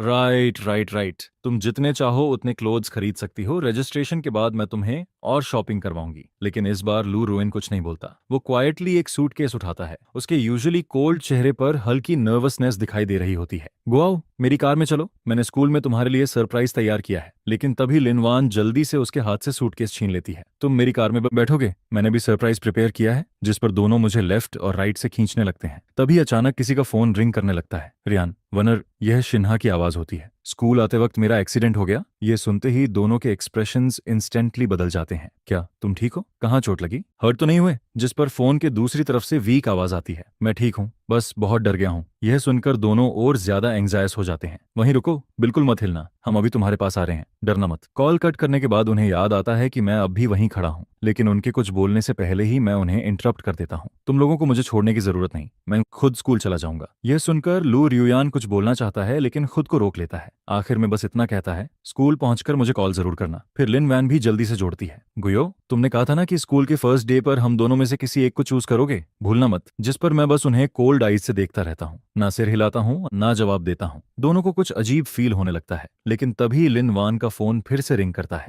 इस बार दूसरी तरफ शिन्हा जोर जोर से रो रहा होता है। मेरा पैर बहुत दर्द कर रहा है, मुझे डर लग रहा है। जिस पर दोनों के पास जाने के अलावा कोई ऑप्शन नहीं बचता। लेकिन जाने से पहले भी वो मेरा लगेज मेरे फैमिली ड्राइवर की कार में रखवाना नहीं भूलते। लू रिन और लिन वैन हर कुछ स्टेप्स बाद याशा आजन पीछे मुड़कर मुझे देखते रहते हैं और बार बार कांटेक्ट करने को कहते रहते हैं, लेकिन मैं एक बार भी रिप्लाई नहीं करता। आखिरकार वो दोनों अपनी अपनी कार्स में बैठ जाते हैं और मैं भी क्वाइटली अपनी कार में बैठ जाता हूँ। लेकिन जैसे ही मैं सीट पर बैठता हूँ, मेरा फोन हल्का वाइब्रेट करता है। मैं उसे खोलता हूँ और देखता हूँ कि मैसेज शिन्हा का है। गुआ, अब तो साफ दिख गया ना, मेरे सिर्फ एक फोन कॉल पर वो दोनों तुम्हें छोड़कर मेरे पास आ गए। इवन अगर तुम उनका बॉयफ्रेंड भी बन जाते तब भी वो तुम्हें छोड़ देते। अगर तुम फ्यूचर में भी मुझे पैसे देते रहो तो शायद मैं उनमें से एक तुम्हें दे दूं। यह पढ़कर मैं हल्का सा स्कॉफ करता हूँ और कुछ वर्ड्स टाइप करता हूँ। मुझे उन दोनों में से कोई नहीं चाहिए, तुम दोनों को अपने पास रख सकते हो। मैसेज सेंड करने के तुरंत बाद मैं शिन्हा को ब्लॉक कर देता हूँ। फिर लू रुइन और लिन वैन को भी ब्लॉक कर देता हूँ और आखिर में सिम कार्ड को बीच से तोड़कर बाहर फेंक देता हूँ। मैं अपने बैग से एक नया कार्ड निकालता हूँ, उसे स्विच करता हूँ और फिर कार की स्पीड बढ़ा देता हूँ, जिसके बाद कार बाकी दोनों से ऑपोजिट डायरेक्शन में एयरपोर्ट की तरफ बढ़ने लगती है। मैं बाहर तेजी से गुजरते हुए सीनरी को देखता हूँ और हल्का सा स्माइल करता हूँ। इस बार मैं एक बिल्कुल नई लाइफ शुरू कर रहा हूँ। जिस पर जैसे ही प्लेन उड़ान भरता है, मैं सोचता हूँ कि पास्ट की सारी चीजें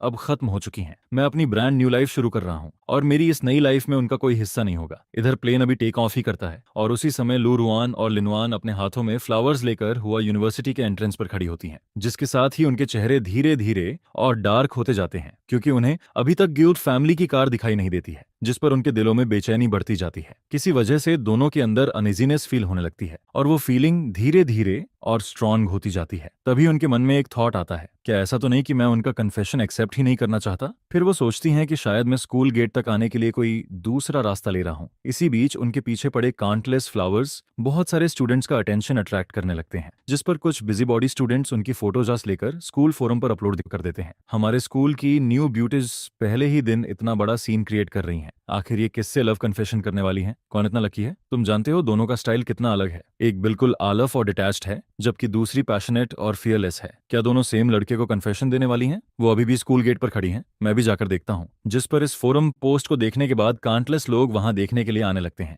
धीरे धीरे वहां क्राउड और ज्यादा बढ़ने लगता है। आसपास खड़े लोग आपस में विस्पर करने लगते हैं। हर कोई यही जानना चाहता है कि आखिर कौन इतना लकी है जिसे दो इतनी गॉर्जियस गर्ल्स कन्फेशन देने वाली हैं। इधर लू रुआन बार बार एंग्जायस होकर अपने फोन को देखती है और रिपीटेडली मेरा नंबर डायल करती रहती है। उसने शायद काउंटलेस बार कॉल किया था, लेकिन मैं उसका कोई भी कॉल रिसीव नहीं करता हूँ। जिस पर लिनवान का चेहरा ठंडर जैसा डार्क हो जाता है। वो अपना फोन कसकर पकड़ती है और कहती है, उसने मुझे ब्लॉक कर दिया, मैं उससे किसी भी तरह कांटेक्ट नहीं कर पा रही हूँ। यह सुनकर लिनवान लगभग अपना फोन क्रश करने लगती है। वहीं लू रुआन की आंखों में कोल्डनेस चमकती है, जो उसकी फ्रस्ट्रेशन दिखाती है। उन्होंने अपनी लाइफ में कभी ऐसा एक्सपीरियंस नहीं किया था। फिर उनके मन में आता है कि शायद मेरे साथ कुछ हुआ है, जिसके बाद फ्लावर्स, डायमंड रिंग और बाकी गिफ्ट्स को वो केयरलेस तरीके से साइड में फेंक देती हैं। लू रुआन बिना सेकंड थॉट के तुरंत घर की तरफ भागती है। वहीं लिनुआन भी पूरे स्कूल में मुझे डेस्परेटली ढूंढने लगती है। इसके बाद वो फैमिली के डोर पर फिर से नॉक होता है। इस बार काफी देर बाद कोई डोर खोलता है। क्या मैं आपकी मदद कर सकता हूँ? हाउसकीपर को देखकर लू रुआन कुछ पल के लिए स्पीचलेस हो जाती है। फिर वो फ्राउन करते हुए पूछती है, क्या गु शाओयू अभी घर पर है? जिस पर वो अंदर की तरफ ग्लांस करती है, लेकिन घर में ना मेरा लग्जरी होता है और ना ही मैं।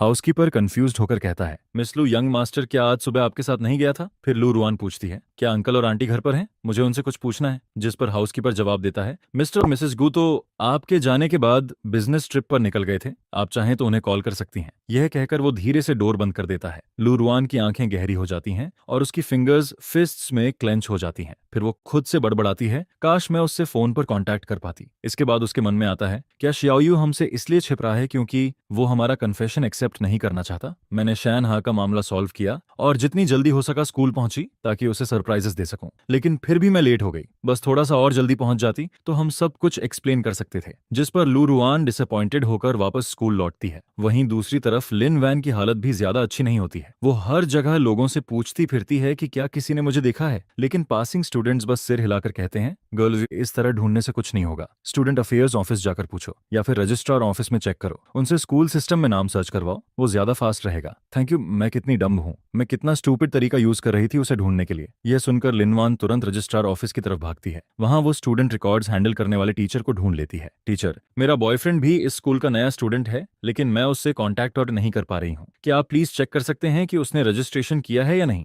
जिस पर टीचर काफी देर तक हेजिटेट करता है, लेकिन जैसे ही लिन वैन लाइब्रेरी डोनेट करने की बात करती है, टीचर तुरंत स्माइल करते हुए मान जाता है। फिर वो सिस्टम कई बार चेक करता है, लेकिन उसे कुछ नहीं मिलता। यहाँ तक कि गु शियाओयू नाम का कोई स्टूडेंट भी सिस्टम में नहीं होता है। टीचर स्क्रीन पर दिख रहे नाम की तरफ पॉइंट करते हुए बार बार कंफर्म करता है और अनसर्टेन आवाज में पूछता है, स्टूडेंट, क्या तुम्हें यकीन है कि तुम्हारे बॉयफ्रेंड का नाम गु शियाओयू ही है? कहीं तुमने गलत नाम तो नहीं बताया? हाँ, बिल्कुल सही है। मैं उसका नाम कैसे भूल सकती हूँ? अब टीचर की बारी पैनिक होने की होती है। वो तुरंत new student admission list check करता है और उसे कई बार देखता है। लिन वॉन उसके साथ लिस्ट को रिपीटेडली चेक करती है, लेकिन आखिर में टीचर कंक्लूजन निकालते हुए कहता है, जिस शियाओयू की तुम बात कर रही हो वो हमारे स्कूल का स्टूडेंट ही नहीं है। इस साल हमने उस नाम के किसी स्टूडेंट को एडमिट नहीं किया। यहाँ तक कि पिछले सालों के रिकॉर्ड्स में भी उस नाम का कोई स्टूडेंट नहीं है। इसमें कोई मिस्टेक नहीं है। फिर वो सस्पिशियस होकर कहता है, क्या तुम्हारा बॉयफ्रेंड तुमसे झूठ बोल रहा है? अगर वो सच में लाई कर रहा है तो तुम्हें तुरंत पुलिस को रिपोर्ट करना चाहिए। यह सुनते ही लिनवान को ऐसा फील होता है जैसे उस पर लाइटनिंग गिर गई हो। उसके दिमाग में थंडर की आवाज गूंजने लगती है। इसी समय लू रुआन भी खबर मिलते ही वहां पहुंचती है। उसके आसपास का ऑरा इतना कोल्ड और टेरिफाइंग होता है कि कोई भी उसके पास जाने की हिम्मत नहीं करता। हर कोई उससे माइल्स दूर रहना चाहता है। फिर लू रुआन पूछती है, आखिर हुआ क्या है? जिस पर लिन वैन सिर हिलाते हुए उसे सारी बात बता देती है। शाओयू आखिर कहाँ चला गया? यह सुनकर दोनों के दिमाग में एक ही थॉट आता है, क्या वो हम दोनों को छोड़कर चला गया?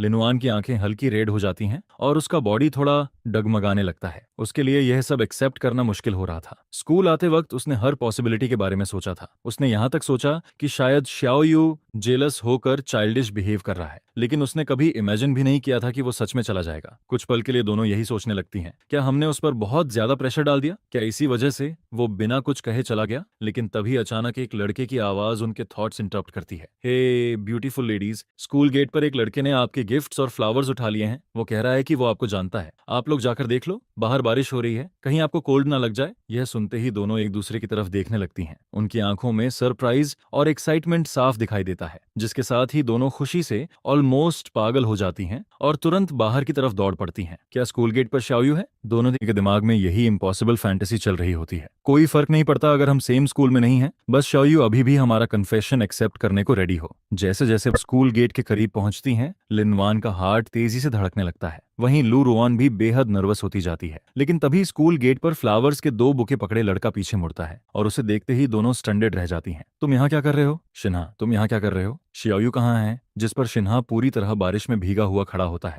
वो अपने छोटे से बॉडी से रेन को रोकने की कोशिश कर रहा होता है ताकि उसके आर्म्स में पकड़े फ्लावर्स गीले ना हो। फिर वो स्माइल करते हुए कहता है, रुआन वैनर, तुम लोग आखिर आ गई। मैं तुम्हारे गिफ्ट्स और फ्लावर्स गार्ड कर रहा था, लेकिन शाओयू अभी तक क्यों नहीं आया? मैं यहाँ काफी देर से वेट कर रहा हूँ। ये सुनकर लू रुआन कोल्ड आवाज आवाज में कहती है, तुम्हें ये गार्ड करने की जरूरत नहीं थी, तुम्हें पहले घर चले जाना चाहिए था, शाओयू अब नहीं आने वाला। उन्होंने कभी इमेजिन नहीं किया था कि चीजें इस तरह एंड होंगी। उनकी सारी एक्सपेक्टेशंस एक पल में टूट चुकी थीं, इसलिए नेचुरली उनका मूड बेहद खराब था। अब उनमें शिन्हा को कंफर्ट करने का भी मूड नहीं बचा था। लेकिन शिन्हा हार मानने वाला नहीं होता है। वो गिफ्ट्स पकड़कर स्माइल करते हुए उन्हें चीयर अप करने की कोशिश करता है। रुआन वेनर, डिस्करेज्ड मत हो, शाओयू ने बस अभी तक अपना माइंड नहीं बनाया है, शायद थोड़ी देर बाद वो मान जाए। देखो तुम लोगों के गिफ्ट्स कितने अमेजिंग हैं, मेरे जैसा लड़का तो इन्हें देखकर खुश हो जाएगा, शाओयू को भी ये जरूर पसंद आएंगे। लेकिन दोनों उसकी बातों पर ध्यान ही नहीं देती हैं। जो लड़कियां पहले शिन्हा को ओवर प्रोटेक्ट करती थीं, वही अब उसे बारिश में भीगता हुआ इग्नोर कर रही थीं, क्योंकि वो दोनों अच्छी तरह समझती थीं कि शाओयू क्या कहना चाहता है।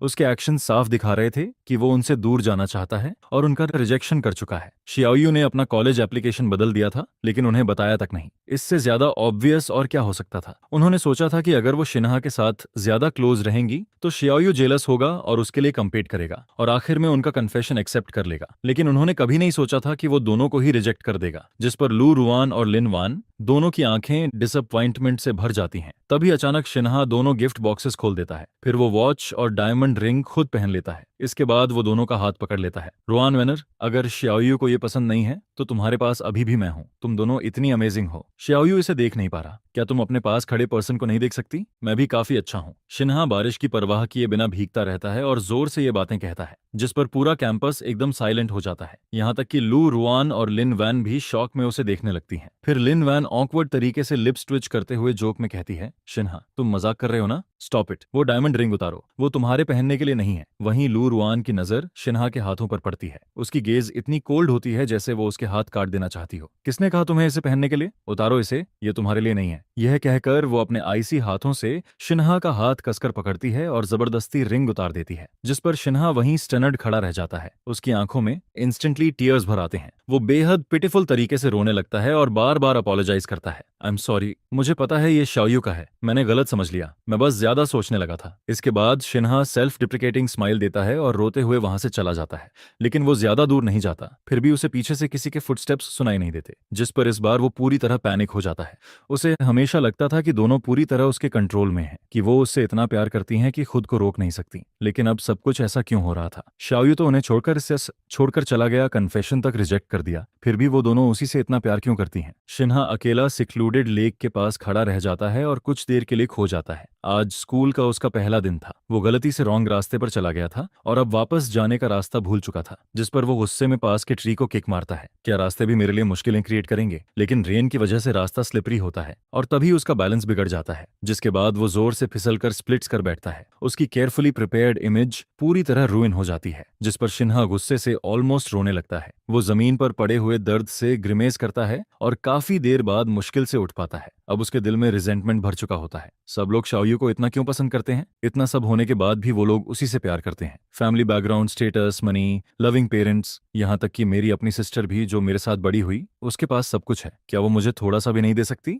थोड़ा सा ही सही। आखिर वो मेरे साथ ऐसा क्यों करती है? जिस पर उसके दिल का रेजेंटमेंट और स्ट्रांग होता जाता है। वो गुस्से में ट्री ट्रंक पर जोर से पंच मारता है और उसके नकलस से ब्लड निकलने लगता है। इधर दूसरी तरफ किसी ने कहा, शाओयू के ग्रेड्स हमेशा बेस्ट थे, वो पेकिंग यूनिवर्सिटी गई है। जब स्कूल को एडमिशन नोटिस मिला था तब हमें भी थोड़ा स्ट्रेंज लगा था। आखिर उसने हुआदा में तुम दोनों के साथ रहने की बजाय वहां जाना क्यों चूज किया? लेकिन एडमिशन तो फाइनल हो चुका था। उस वक्त तुम लोगों ने पूछा ही नहीं। क्लास ग्रुप में एडमिशन लिस्ट भी पोस्ट हुई थी, तुम जाकर खुद देख लो। यह सुनते ही लिन वान तुरंत क्लास ग्रुप खोलती है और सीरियसली सर्च करने लगती है। इसके बाद लू रुआन थैंक्स बोलकर फोन कट करती है और सच में जैसे ही दोनों एडमिशन लिस्ट में शाओयू का नाम देखती हैं, वो स्टन्ड रह जाती हैं। पेकिंग यूनिवर्सिटी तो हजारों माइल्स दूर है, उसने वहां जाने का फैसला कैसे कर लिया? हमने तो एग्रीमेंट के हिसाब से वादा चूज किया था, फिर उसने अचानक इसे चेंज क्यों किया? इधर मैं अभी प्लेन से उतरता हूँ, तभी मुझे कोई मेरा नाम वाला साइन पकड़कर खड़ा दिखाई देता है। गुड शाओयू। मैं एक पल के लिए स्टन्ड रह जाता हूँ। तभी बिंबिंग आगे बढ़कर मेरे हाथ से सूटकेस लेता है और खुद को इंट्रोड्यूस करता है। मैं बाई निंगबिंग हूँ, तुम्हारा बिट्रोथ्ड। इसके बाद वो बी फैमिली के ड्राइवर को बाकी लगेज कार में रखने के लिए बुला लेता है।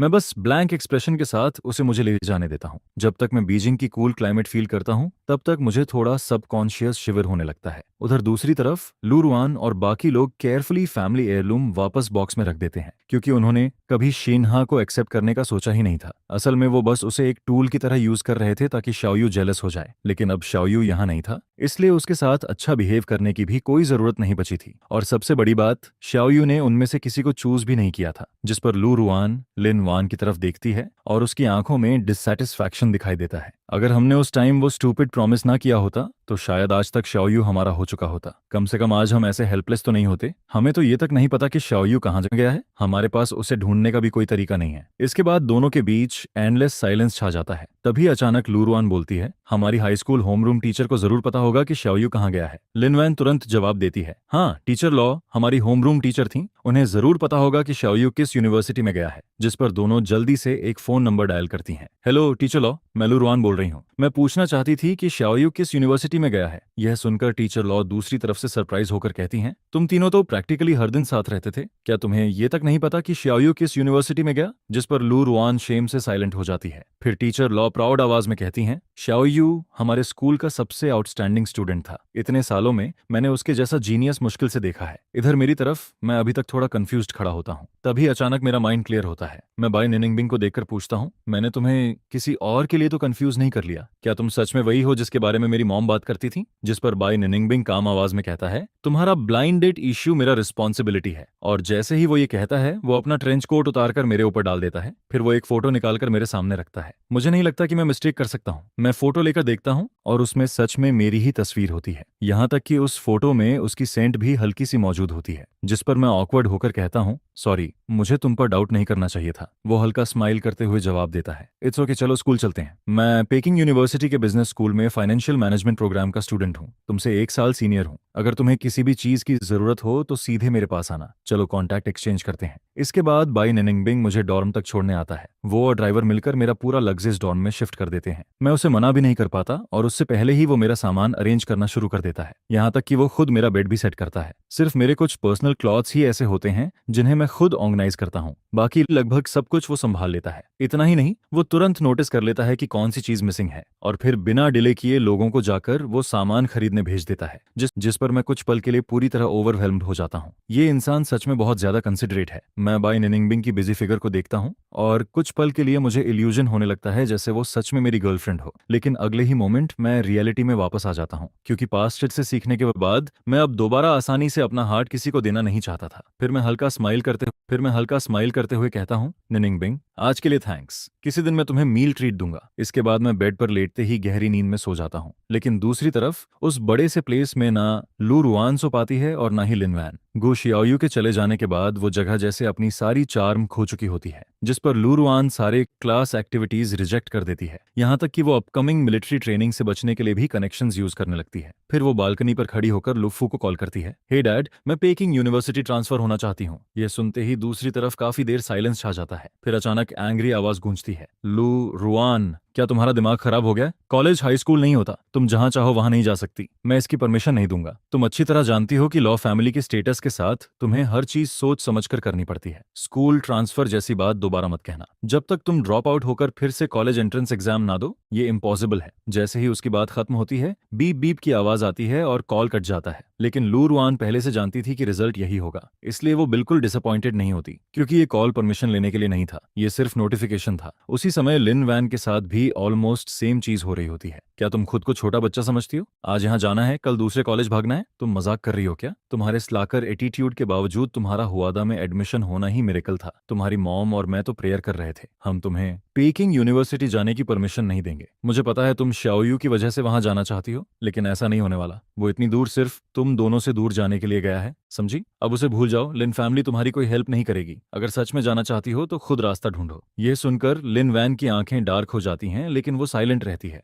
असल में उनके लिए कौन सी यूनिवर्सिटी है इससे कोई फर्क नहीं पड़ता था। उन्हें लगा था कि शाओयू को हुआ यूनिवर्सिटी पसंद है, इसलिए वो स्पेशली उसे वहां के स्कूल गेट तक लेकर गई थी। उन्होंने साथ में इसी यूनिवर्सिटी में आने का प्रॉमिस किया था, लेकिन उन्होंने कभी इमेजिन नहीं किया था कि शाओयू उनसे दूर भाग जाएगा। जिस पर वो दोनों उसके लिए इतनी रैश डिसीजन लेने तक को रेडी हो जाती हैं। दोनों पूरी रात बेयरली सो पाती हैं। अगले दिन उन्हें बाकी स्टूडेंट्स के साथ न्यू स्टूडेंट मीटिंग अटेंड करनी थी, लेकिन उसकी बजाय वो सीधे एकेडमिक अफेयर्स ऑफिस पहुंच जाती हैं। एकेडमिक अफेयर्स ऑफिस का टीचर टाइटली फ्राउन करते हुए बार बार पूछता है, क्या हुआ, यूनिवर्सिटी अच्छी नहीं है? तुम लोग ड्रॉप आउट क्यों करना चाहती हो? हाई स्कूल में इतने सालों की मेहनत क्या वेस्ट कर दोगी? तुम्हें समझना चाहिए, हुआ यूनिवर्सिटी और पेकिंग यूनिवर्सिटी ऑलमोस्ट इक्वल हैं। कहीं भी जाओ फर्क नहीं पड़ता, और फ्यूचर डेवलपमेंट के लिए ये जगह ज्यादा सूटेबल है। टीचर अपनी पूरी कोशिश कर रहा होता है कि ये दोनों गोल्डन बुद्धाज यूनिवर्सिटी ना छोड़ें, लेकिन तभी लू रुआन काम आवाज में कहती है, टीचर मेरे आईक्यू के साथ किसी भी स्कूल में एडमिशन लेना आसान है। श्याओयू यहाँ नहीं है, इसलिए मेरे यहाँ रहने का भी कोई मतलब नहीं है। ये सिर्फ कॉलेज एंट्रेंस एग्जाम ही तो है, थोड़ा एफर्ट डालूंगी तो फिर क्लियर कर लूंगी। मैं श्याओयू से अलग नहीं रहना चाहती। ये सुनकर एकेडमिक अफेयर्स टीचर हेजिटेट करने लगता है। उसी समय बाहर खड़ा शिन्हा सारी बातें सुन रहा होता है। उसे लगा था कि अब जबकि हुआ यूनिवर्सिटी में सिर्फ वो तीनों बचे हैं और श्याओयू जा चुका है, तो अब उसका मौका आ चुका है। लेकिन उसने कभी इमेजिन नहीं किया था कि वो दोनों शियाओयू के लिए यूनिवर्सिटी तक छोड़ देंगी। जिस पर शिन्हा अंदर आकर ऑलमोस्ट बेगिंग टोन में कहता है, रुआन वानर, क्या तुम लोग ड्रॉप आउट मत करो ना? मैं तुम लोगों से अलग नहीं होना चाहता। प्लीज एक बार पीछे खड़े मुझे भी देख लो। क्या तुम लोगों को सिर्फ श्याओयू ही दिखाई देता है? मैं उससे किसी भी तरह कम नहीं हूँ। मैं तो तुम लोगों को उससे भी ज्यादा पसंद करता हूँ। यह सुनते ही दोनों की आंखों में वियर्डनेस और डिस्गस्ट और ज्यादा क्लियर होने लगता है। पूरा ऑफिस मौत जैसी साइलेंस में डूब जाता है। काफी देर बाद लू रुआन साइलेंस तोड़ते हुए बोलती है, शिन्हाओयू, तुम्हें याद है तुमने हमसे क्या प्रॉमिस किया था? जैसे ही ये वर्ड्स निकलते हैं, शिन्हा का दिल एकदम नीचे बैठ जाता है। वहीं लिनवान मुश्किल से अपना एंगर कंट्रोल करती है। वो उसे पकड़कर ऑफिस से बाहर खींच लेती है और अगले ही सेकंड एक पंच हवा चीरते हुए आता है। हालांकि वो पंच शिन्हा को नहीं लगता, बल्कि उसके बगल वाली वॉल पर जाकर लगता है, जिससे पेंट टूटकर नीचे गिरने लगता है। कुछ डैब्रिस सीधे शिन्हा पर गिरते हैं। फिर लिनवान कोल्ड आवाज में कहती है, शिन्हाओयू, हमने डील की थी कि तुम गुशियाओयू को जेलस करने के लिए हमारी मदद करोगे। तुमने प्रॉमिस किया था कि तुम कभी हमारे लिए फीलिंग्स डेवलप नहीं करोगे, इसलिए हमने तुम्हें चूज किया था। तुमने गारंटी दी थी कि तुम हमारी मदद करोगे शाओयू को पाने में, लेकिन तुमने उल्टा हमें यूज करके शाओयू को दूर भगा दिया और फिर खुद हमें कन्फेशन देने लगे। मैंने तुम्हें एक बार नहीं कई बार वार्निंग दी थी कि हमारे लिए फीलिंग्स मत डेवलप करना। अब इसका हिसाब कैसे सेटल होगा? दोनों एक एक सेंटेंस बोल रही होती हैं, लेकिन हर शब्द शिन्हा को जैसे क्रॉस पर नेल कर रहा होता है। ऐसा लग रहा था जैसे वो किसी अबनॉर्मल क्रिएचर की तरह उसके साथ डील करने वाली हो, जिस पर शिन्हा बुरी तरह पैनिक हो जाता है। उसके लिप्स अनकंट्रोलेबली कांपने लगते हैं, लेकिन वो एक कंप्लीट सेंटेंस तक नहीं बोल पाता। असल में इस दौरान शिन्हा उन स्वीट मोमेंट्स में इतना खो चुका था कि वो ओरिजिनल एग्रीमेंट तक भूल गया था। उसे अब भी वो पहला दिन याद था जब वो उनसे मिला था। उस वक्त उसे वो दोनों हेवनली बीइंग्स जैसी लगी थीं, और फिर शियाओयू बार बार उसे उनके कांटेक्ट में लेकर आता था, जिस पर शिन्हा अपनी आंखों से देखता रहा कि वो दोनों शियाओयू को कितना वैल्यू और लव करती हैं। धीरे धीरे उसके अंदर भी ग्रीड पैदा होने लगी। सिर्फ ये सोचकर ही शिन्हा एक्साइटेड हो जाता था। वो खुद शियाओयू बनना चाहता था, और इसी वजह से उसने एक बोल्ड डिसीजन लिया। शिन्हाओयू खुद उनके पास गया और कोलैबोरेशन डिस्कस की। प्लान ये था कि वो दोनों शिन्हाओ के साथ इंटेंशनली क्लोज बिहेव करेंगी, ताकि गु शियाओयू जेलस हो जाए, और बदले में शिन्हा उनकी मदद करेगा गु शियाओयू को परसू करने में। लेकिन उन्हें विश्वास दिलाने के लिए कि ये मेथड काम कर रहा है, शिन्हा ने सीक्रेटली वो लव लेटर्स फेंक दिए जो उन्होंने गु शियाओयू के लिए तैयार किए थे। फिर उसने हैंडराइटिंग कॉपी करके वो लेटर्स खुद खुद के नाम लिख दिए, जिस पर जब गु शियाओयू को वो 2 लव लेटर्स मिले थे, उसके शॉक्ड और फ्लस्टर्ड एक्सप्रेशन को शिन्हा आज तक क्लियरली याद करता है। और एग्जैक्टली जैसा वो चाहते थे शाओयू जेलस होकर उनके पास कॉन्फ्रंट करने आया था, इसलिए दोनों ने सच में बिलीव कर लिया कि उनका तरीका सक्सेसफुल है। उन्होंने फैसला किया था कि हुआ यूनिवर्सिटी ओपनिंग डे पर वो सारी बातें शियाओयू को एक्सप्लेन कर देंगी, लेकिन उन्होंने कभी एक्सपेक्ट नहीं किया था कि शियाओयू पहले ही उनसे पूरी तरह डिसअपॉइंटेड हो चुका होगा। यह सब याद करते हुए शिन्हा अचानक क्रेजी तरीके से हंसने लगता है। अगर लू रुआन और बाकी लोग उसे रिमाइंडर ना देते, तो शायद वो अब भी अपने खुद के वुवन ड्रीम में खोया रहता। अब दोनों की आंखों में सिर्फ इंडिफरेंट और इमोशनलेस कोल्डनेस दिखाई देती है। ऐसा लग रहा था जैसे उन्होंने जो काइंडनेस इतने समय तक उसे दिखाई थी, वो कभी एग्जिस्ट ही नहीं करती थी। जिस पर शिन्हा सबकॉन्शियसली अपने हाथ बढ़ाकर उन्हें टच करने की कोशिश करता है, लेकिन अगले ही सेकंड उसे बिना हेजिटेशन के रोक दिया जाता है। तुमने मुझसे झूठ बोला और गु शियाओयू को दूर जाने पर मजबूर किया, तो अब हमें ब्लेम मत करना। अगर तुम्हारी वजह ना होती तो गु शियाओयू हमें छोड़कर कभी नहीं जाता। क्या तुम वही इंसान नहीं हो जिसे अपने फ्यूचर की सबसे ज्यादा चिंता रहती थी? अब हम तुम्हारी सारी स्पॉन्सरशिप वापस ले रहे हैं, और तुमने पहले गु शियाओयू के साथ जो बलीन की थी, उसका हिसाब भी एक एक करके चुकाना पड़ेगा। यह सुनकर शिन्हा रोते हुए हंसने लगता है। उसकी आवाज ऑलमोस्ट बैठ चुकी होती है, लेकिन फिर भी वो जोर से चिल्लाकर दोनों की सिंपैथी जगाने की कोशिश करता है। लू रुआन, लिन वान, खुद को डिसीव मत करो। तुम दोनों के पास काउंटलेस चांसेस थे शाओयू को रोकने के लिए, लेकिन तुमने कुछ नहीं किया। तुमने खुद अपने हाथों से उसे दूर धक्का दिया। मैंने पहले ही कहा था, वो तुमसे प्यार नहीं करता। जो इंसान तुम दोनों से सबसे ज्यादा प्यार करता है, वो मैं हूं। सिर्फ मैं, लेकिन दोनों की आंखों में अब सिर्फ इंडिफरेंस बची होती है। फिर लू रुआन कोल्ड आवाज में कहती है, श्याओयू के दिल में अभी भी हमारे लिए फीलिंग्स हैं। इसके बाद दोनों बिना हेजिटेशन के शिन्हा को वहीं छोड़कर विड्रॉल प्रोसेस पूरा करने चली जाती हैं, जिस पर शिन्हा एम्बेरस होकर जमीन पर गिर पड़ता है। उसके अंदर पैनिक और फ्रस्ट्रेशन भर चुका होता है। सिर्फ फंडिंग कैंसिल होना ही उसके लिए काफी था, क्योंकि वो लग्जरी लाइफ का आदी हो चुका था। अब दोबारा गरीबी और मर्ड जैसी लाइफ में गिरना उसके लिए इम्पॉसिबल था, जिस पर शिन्हा कुछ देर तक रिग्रेट में डूबा रहता है। फिर वो जल्दी से उठता है और दोनों के दिए हुए बैंक कार्ड्स लेकर बैंक पहुंच जाता है। मुझे कैश विड्रॉ करना है, जितना ज्यादा हो सके। वो घबराहट में जल्दी जल्दी पासवर्ड एंटर करता है। उसके फिंगर्स इतनी बुरी तरह कांप रहे होते हैं कि उसे कई बार मिस्टेक हो जाती है। इस समय शायद सिर्फ ह्यूज अमाउंट ऑफ कैश ही उसके अनईजी मोड को काम कर सकता था, लेकिन तभी एटीएम पर वर्ड्स अपीयर होते हैं, your bank card has been frozen. यह देखते ही शिन्हा पूरी तरह पैनिक हो जाता है। फिर वो तुरंत दूसरी मशीन पर जाता है और खुद को समझाने की कोशिश करता है, जरूर मशीन खराब होगी, इतना जल्दी सब फ्रीज नहीं हो सकता। लेकिन वो चाहे जितनी मशीन्स बदलता है, हर जगह सेम मैसेज दिखाई देता है, जिस पर शिन्हा ऑलमोस्ट क्रेजी होकर बैंक कार्ड पकड़ते हुए मटर करने लगता है। फिर वो काउंटर पर कार्ड पटक कर जोर से चिल्लाता है, मुझे कैश दो, जितना पैसा है सब में निकाल दो। लेकिन बैंक टेलर काम आवाज में जवाब देता है, सॉरी सर, आपके दोनों बैंक कार्ड्स फ्रीज हो चुके हैं। यह सुनते ही शिन्हा के बॉडी से सारी ताकत निकल जाती है। वो मड की तरह जमीन पर कोलैप्स हो जाता है। अब उसे समझ आ जाता है कि सब कुछ खत्म हो चुका है।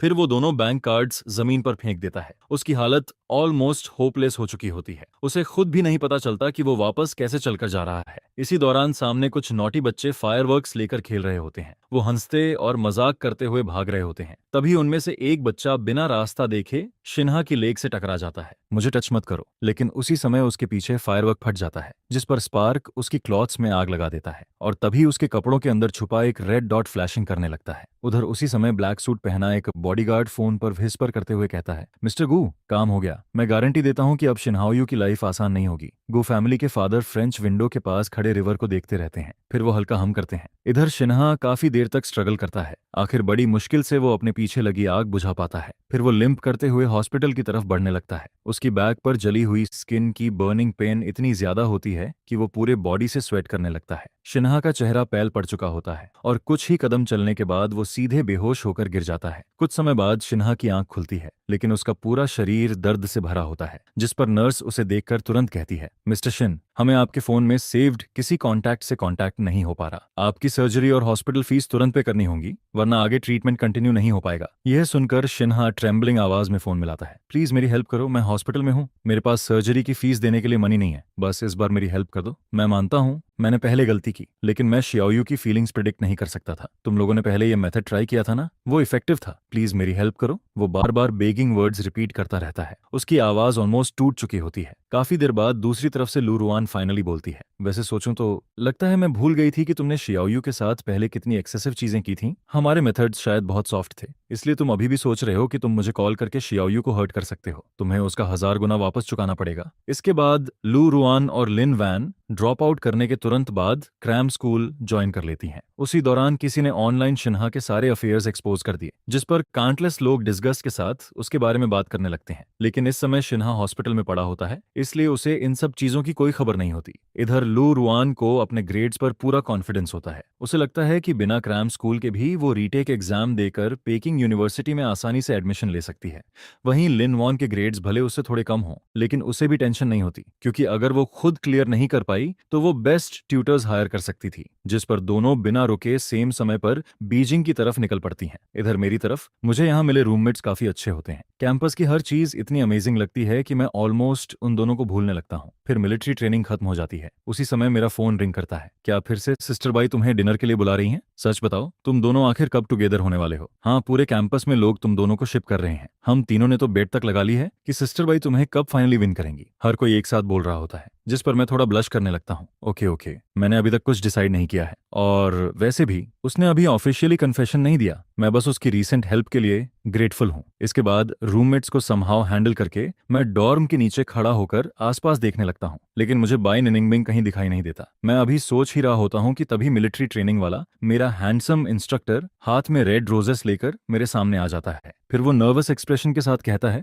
गुशियाओयू, मुझे तुमसे फीलिंग्स हैं, क्या तुम मेरे साथ रिलेशनशिप में आओगे? उधर बाई निंगबिन को कभी उम्मीद नहीं थी कि उसकी परफेक्टली प्लान्ड चैलेंजेस के बीच कोई सरप्राइजेस भी आ जाएगा। असल में वो मुझे पहली बार मिलने के बाद से इंटरेस्टिंग समझने लगा था, जिस पर मैं ऑकवर्ड होकर कहता हूँ, तुम बहुत अमेजिंग हो, शायद लोग बस तुम्हारी ग्रेटनेस से इम्प्रेस्ड हैं। मैं अभी हुई सिचुएशन के लिए रैंडम एक्सक्यूजेस बनाने लगता हूँ, लेकिन बाय निनिंगबिंग बस हल्का स्माइल करता है और कुछ एक्सप्लेन नहीं करता। इसके बाद जब मैं उसके साथ प्राइवेट रेस्टोरेंट की तरफ जा रहा होता हूँ, तभी रास्ते में मुझे दो ऐसे लोग दिखाई देते हैं जिन्हें मैं बिल्कुल नहीं देखना चाहता था। वो दोनों शॉक्ड होकर बाय निनिंगबिंग को देखती हैं। ये कौन है? असल में कभी किसी ने भी उन्हें ऐसा थ्रेट फील नहीं कराया था, यहाँ तक कि एक दूसरे ने भी नहीं। उन्हें हमेशा लगता था कि मैं आखिर में उनमें से किसी एक को चूज करूंगा, लेकिन मैंने उनमें से किसी को भी चूज नहीं किया, बल्कि मैंने किसी और को चुन लिया। जिस पर लू रुआन की गेज अनयूजुअली कोल्ड हो जाती है। वो बिना पीछे हटे सीधे बाई निनिंगबिंग की आंखों में देखती है। ये कौन है? यह सुनकर बाई निनिंगबिंग काम आवाज में जवाब देता है, अब ये तुम्हारा बिजनेस नहीं है, तुम्हें अभी शिन्हा के साथ नहीं होना चाहिए। इसी समय बाई निनिंगबिंग रीअश्योरिंग तरीके से मेरा हाथ पकड़ लेता है। उसकी वार्मथ मुझे स्ट्रेंथ देती है। फिर वो कामली कहता है, हम अब उसके साथ नहीं है, उसे उसका पनिशमेंट मिल चुका है, हम सब एक्सप्लेन कर सकते हैं। इसके बाद वो कुछ फोटोज दिखाते हैं। फोटोज में शिन्हा अपनी ओल्ड सेल्फ की शैडो जैसा दिखाई देता है। फिर पता चलता है कि उसने कुछ क्लासमेट्स को पैसे देकर क्राउड गैदर करवाया था ताकि वो लोग शाउट करें, से यस टू हिम,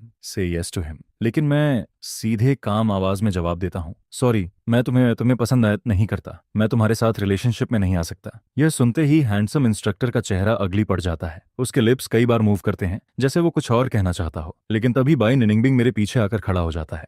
उसका वार्म हाथ पॉलिटली मेरे शोल्डर पर टिक जाता है। फिर वो काम टोन में कहता है, गो शियाओयू ऑलरेडी तुम्हें रिजेक्ट कर चुका है, अब तुम्हें यहाँ से जाना चाहिए। यह सुनते ही इंस्ट्रक्टर का चेहरा पैल पड़ जाता है। फिर वो डिसपॉइंटेड होकर वहां से चला जाता है। बाकी लोग भी जल्दी जल्दी डिस्पर्स हो जाते हैं, जिस पर मैं क्यूरियस होकर पूछता हूँ, सब लोग तुमसे इतने डरते क्यों हैं? बाई निंगबिंग हल्का हंसते हुए जवाब देता है, और ऑब्वियसली क्योंकि मैं प्रैक्टिकली उनका हाफ टीचर हूँ। टीचर से कौन नहीं डरता? मैं शॉक्ड होकर कहता हूँ, लेकिन तुम तो मुझसे सिर्फ 1 साल बड़े हो। जिस पर वो कैजुअली जवाब देता है, असल में पिछले साल के सेकेंड हाफ में ही मैंने अपने सारे यूनिवर्सिटी स्टडीज कंप्लीट कर लिए थे, और इसी साल फर्स्ट हाफ में मुझे एक्सेप्शनल प्रमोशन देकर एक्टिंग टीचर बना दिया गया। मैं कुछ स्टूडेंट्स को क्लासेस भी पढ़ाता हूँ, शायद इसलिए वो मुझसे डरते हैं। हालांकि बाई निनिंगबिंग कुछ फैक्ट्स छुपा रहा होता है। असल में चाइल्डहुड से एलीट एजुकेशन मिलने की वजह से वो पहले ही काफी यूनिवर्सिटी कोर्सेज खुद कंप्लीट कर चुका था। अब वो बस कुछ एसेंशियल लाइफ एक्सपीरियंसेस कंप्लीट कर रहा था। फिर वो अचानक सीरियस होकर पूछता है, तो क्या तुम लोग उसके लिए फॉरगिवनेस मांगने आई हो? मुझे नहीं लगता इसकी जरूरत है। जिस पर लू रुआन तुरंत सिर हिलाती है, हम यहाँ शिन्हा के लिए फॉरगिवनेस मांगने नहीं आए। जो उसके साथ हो रहा है वो डिजर्व करता है। हमें पहले उसने फोल बनाया था, इसलिए हम तुम्हारे साथ इतने कोल्ड हो गए थे। इसके बाद लिन वैन और लू रुआन एक दूसरे की बातें कंप्लीट करते हुए हाल में हुई सारी चीजें एक्सप्लेन करने लगती हैं, क्योंकि उन्हें डर था कि अगर उन्होंने सब कुछ एक्सप्लेन नहीं किया तो शायद वो सच में गोशियाओयू को हमेशा के लिए खो देंगी। दो पूरी तरह अलग आंखों में एक जैसी सिंसियरिटी दिखाई देती है, जिस पर गुआसा उन्हें देखकर कहती है, क्या तुम लोग मजाक कर रहे हो? क्या अभी भी मुझसे झूठ बोल रहे हो? क्या यही तुम्हारा एक्सप्लेनेशन है? फिर वो गुस्से में कहती है, ये सब बहुत रिडिकुलस है। अगर तुम्हारी कही हर बात सच भी हो, तब भी जो हर्ट मैं फील करती हूँ वो रियल है। मैं तुम्हें फॉरगिव नहीं करना चाहती और ना ही कर सकती हूँ। जिस पर लू रुइन और लिन जुआन चुप होकर उसे देखते रहते हैं। फिर गुस्सा आगे कहती है, जब तुम किसी से सच में प्यार करते हो तो तुम कभी उसे हर्ट नहीं करते। अगर तुम सच में गुस्सा को लाइक करते तो उसके साथ ऐसा कभी नहीं करते। इसके बाद वो शांत आवाज में कहती है, और हाँ, let me introduce my self, मैं गुस्सा की फियांसी हूँ। यह सुनते ही दोनों पूरी तरह स्टंड रह जाते हैं। उन्हें अपने कानों पर यकीन ही नहीं होता। जिस पर गूज एक्स याओयू जल्दी से कहता है, मुझे बताओ, क्या यह सच है? बस तुम कह दो कि यह झूठ है, मैं तुरंत मान लूंगा। यह देखकर मैं भी थोड़ा सरप्राइज्ड हो जाती हूँ। तभी निंगबिंग मुझे रीअश्योरिंग लुक देता है, जिस पर मैं सीधे बाय निंगबिंग को हक कर लेती हूँ और नेचुरली अपनी फिंगर्स उसकी फिंगर्स के साथ इंटरट्वाइन कर देती हूँ। फिर मैं उनकी तरफ देखकर कहती हूँ, क्या यह अभी भी ऑब्वियस नहीं है? हमारे पेरेंट्स ने बहुत पहले ही हमारी मैरिज अरेंज कर दी थी, अब बाय निंगबिंग ही मेरा फियांस है। जिस पर लू रुइन गुस्से में कहता है, गुआसा को छोड़ दो, तुम चाइल्डहुड स्वीट हार्ट्स को सीरियसली नहीं ले सकते। हम तुमसे इतना प्यार करते हैं, हमें जेलस करने की कोशिश मत करो, ये जोक बिल्कुल फनी नहीं है। इसके बाद लिन वुआन भी कहती है, हमसे जो भी गलती हुई तुम हमें जैसी चाहो पनिशमेंट दे सकती हो, लेकिन ऐसा मत करो, हम तुम्हारे बिना नहीं रह सकते। 1 मिनट भी नहीं गुजरता तभी कुछ बॉडीगार्ड्स वहां आ जाते हैं और लू रुइन और लिन वुआन को पकड़कर वहां से ले जाने लगते हैं। जिस पर गुस्सा ठंडे स्वर में कहती है, तुम्हारा स्कूल छोड़ना, उससे मेरा कोई लेना देना नहीं है, यह तुम्हारी अपनी चॉइस थी, और वैसे भी मैंने तुम्हें बहुत पहले से लाइक करना बंद कर दिया था। क्या अब भी तुम्हें समझ नहीं आ रहा? उसका यह ब्लंट रिजेक्शन सुनकर दोनों का दिल पूरी तरह टूट जाता है। वहीं दूसरी तरफ बिम्बिंग मेरा हाथ पकड़ता है और मुझे लेकर प्राइवेट रेस्टोरेंट के अंदर चला जाता है। अंदर पहुंचने के बाद वो धीरे से पूछता है, तुम ठीक हो? जिस पर मैं हल्की स्माइल के साथ कहती हूँ, मैं ठीक हूँ, मेरी हेल्प करने के लिए थैंक यू। इसके बाद दोनों टेबल पर बैठ जाते हैं। बाय निंगबिंग चुपचाप खाना खाने लगता है, लेकिन तभी मुझे एहसास एहसास होता है कि टेबल पर रखा हर फूड आइटम हमारी पसंद का है, जिस पर मैं थोड़ा सरप्राइज्ड हो जाती हूँ। पूरे टाइम बाय निंगबिन लगातार मेरी प्रेफरेंसेस पर ध्यान देता रहता है। वो मेरे लिए फूड सर्व करता है, मेरी टी रिफिल करता है। यह देखकर मेरे लिप्स के कॉर्नर्स हल्के से अपटर्न हो जाते हैं, जिस पर बाय निंगबिन भी हल्का सा स्माइल कर देता है। फिर ऑलमोस्ट इम्परसेप्टिबली वो एक हिडन कॉर्नर की तरफ देखता है। वहां मौजूद लोग तुरंत लू रुआन से कहते हैं, मिस लू, आपको एडवाइस दिया जाता है कि मिस्टर गू को डिस्टर्ब करना बंद कर दीजिए, वरना कॉन्सिक्वेंसेस अच्छे नहीं होंगे। लेकिन लू रुआन बिना कुछ बोले उठ जाती है। वो इन बातों को बिल्कुल सीरियसली नहीं लेती, क्योंकि उसके लिए गूसा को छोड़ देना प्रैक्टिकली इम्पॉसिबल था। इधर लिनुआन को घर भेज दिया जाता है, जहां उसके फादर उसे सीधे घर में लॉक कर देते हैं, जिस पर वो गुस्से में कहती है, डैड, मैं गुसियाओ को नहीं छोड़ूंगी। पहले तो आप मुझे उसका सपोर्ट करने देते थे, फिर अब क्यों नहीं? जिसके जवाब में उसके फादर गुस्से में कहते हैं, वो पहले की बात थी। इस पूरे 1 साल में तुमने गुसिया के साथ कैसा बिहेवियर किया, क्या तुम सब भूल गई? तुम्हारी मॉम और मैं न जाने कितनी बार गूस फैमिली के पास अपॉलॉजी मांगने गए। फिर वो और ज्यादा गुस्से में कहते हैं, एक बात थी कि तुमने गुस्सियाओ को डिसअपॉइंट किया, लेकिन शिन्हा के साथ इन्वॉल्व होने के बाद भी अब वापस लौटना चाहती हो। तुमने पूरी लिन फैमिली की रेपुटेशन खराब कर दी। यह सुनकर भी लिन बिल्कुल स्टबर्न बनी रहती है, जिस पर उसके फादर गुस्से में कहते हैं, लगता है मैंने और तुम्हारी मदर ने तुम्हें बहुत ज्यादा इंडल्ज कर दिया। आज से तुम घर पर रहोगी और प्रॉपरली स्टडी करोगी, तुम्हें बाहर जाने की परमिशन नहीं है। इतना बोलते बोलते लिन्स फादर का चेस्ट गुस्से से ऊपर नीचे होने लगता है। उसकी मदर जल्दी से उसकी बैक रब करने लगती है, लेकिन लिन फिर भी सिर झुकाने से मना कर देती है। फिर वो धीरे से कहती है, मॉम डैड, मुझे गुस्सिया से सच में सॉरी कहना है। मैं खुद ये सब हैंडल करूंगी। मैं उससे फॉरगिवनेस भी मांगूंगी, लेकिन मैं उसे कभी नहीं छोड़ूंगी। इसके बाद लू रुआन की मदद से लिन वैन एंसेस्ट्रल हॉल से भाग निकलती है। फिर दोनों लू हाउस पहुंचते हैं, जहां पूरा घर खाली पड़ा होता है। जमीन पर ढेर सारी चीजें बिखरी होती हैं, जिनमें उन तीनों की पुरानी मेमोरीज भरी होती हैं। वहां उनके चाइल्डहुड फोटोज पड़े हुए होते हैं, जहां तीनों साथ खेलते दिखाई देते हैं। वहीं डायरीज भी रखी होती हैं, जो उनके सीक्रेट्स से भरी हुई थीं, जिस पर लू रुआन धीरे से कहती है, गुस्सियाओ हमेशा सॉफ्ट हार्टेड रही है, वो जरूर हमें फॉरगिव कर देगी, हमने बस रॉन्ग मेथड यूज किया था। लिनुआन उन चीजों को लंबे टाइम तक देखती रहती है, फिर काफी देर बाद मुश्किल से बोलती है, हमें कॉमन एनिमी के खिलाफ साथ मिलकर काम करना होगा। बाय निंगबिंग, सिर्फ साथ रहकर ही हमारे पास गुस्सियाओ को वापस पाने का चांस है। इसके बाद सिर्फ 3 दिनों में उन्होंने पास्ट की सारी चीजें सॉर्ट आउट कर लीं, लेकिन जब उन्होंने उन बॉक्सेस को देखा जो पूरी मेमोरीज से भरे हुए थे, तभी दोनों अचानक फ्रीज हो जाते हैं। किसी कारण उनके अंदर अचानक पैनिक बढ़ने लगता है, जिस पर उन्हें सबकॉन्शियसली वो डॉल याद आता है जिसे गियाओ ने ट्रैश में फेंक दिया था। फिर दोनों सोचने लगते हैं, क्या वो सच में मोल्दी थी? हमने तो अपनी डॉलर्स को परफेक्टली प्रिजर्व करके रखा है, फिर उसकी डॉल मोल्दी कैसे हो सकती है? स्कूल शुरू होने से पहले के वो 2 महीने उनके दिमाग में बार बार रिप्ले होने लगते हैं। हालांकि उनके दिल में आंसर पहले से मौजूद था, लेकिन दोनों सबकॉन्शियसली उसे अवॉइड करते रहते हैं। कैपिटल लौटने के कुछ टाइम बाद दोनों सीक्रेटली फिर से नॉर्थ सिटी लाइब्रेरी पहुंच जाते हैं। वहां बिम्बिंग के लिए एक छोटा प्राइवेट रूम बना होता है। वहीं गुस्सा और बिम्बिंग आमने सामने बैठकर स्टडी करते रहते हैं। बीच बीच में दोनों कुछ बातें भी करते हैं। गुस श्याओयू जब बाय निंबिंग की इनक्रेडिबल एबिलिटीज देखती है, तब से वो लगभग हर दिन उसकी मदद लेने आने लगती है।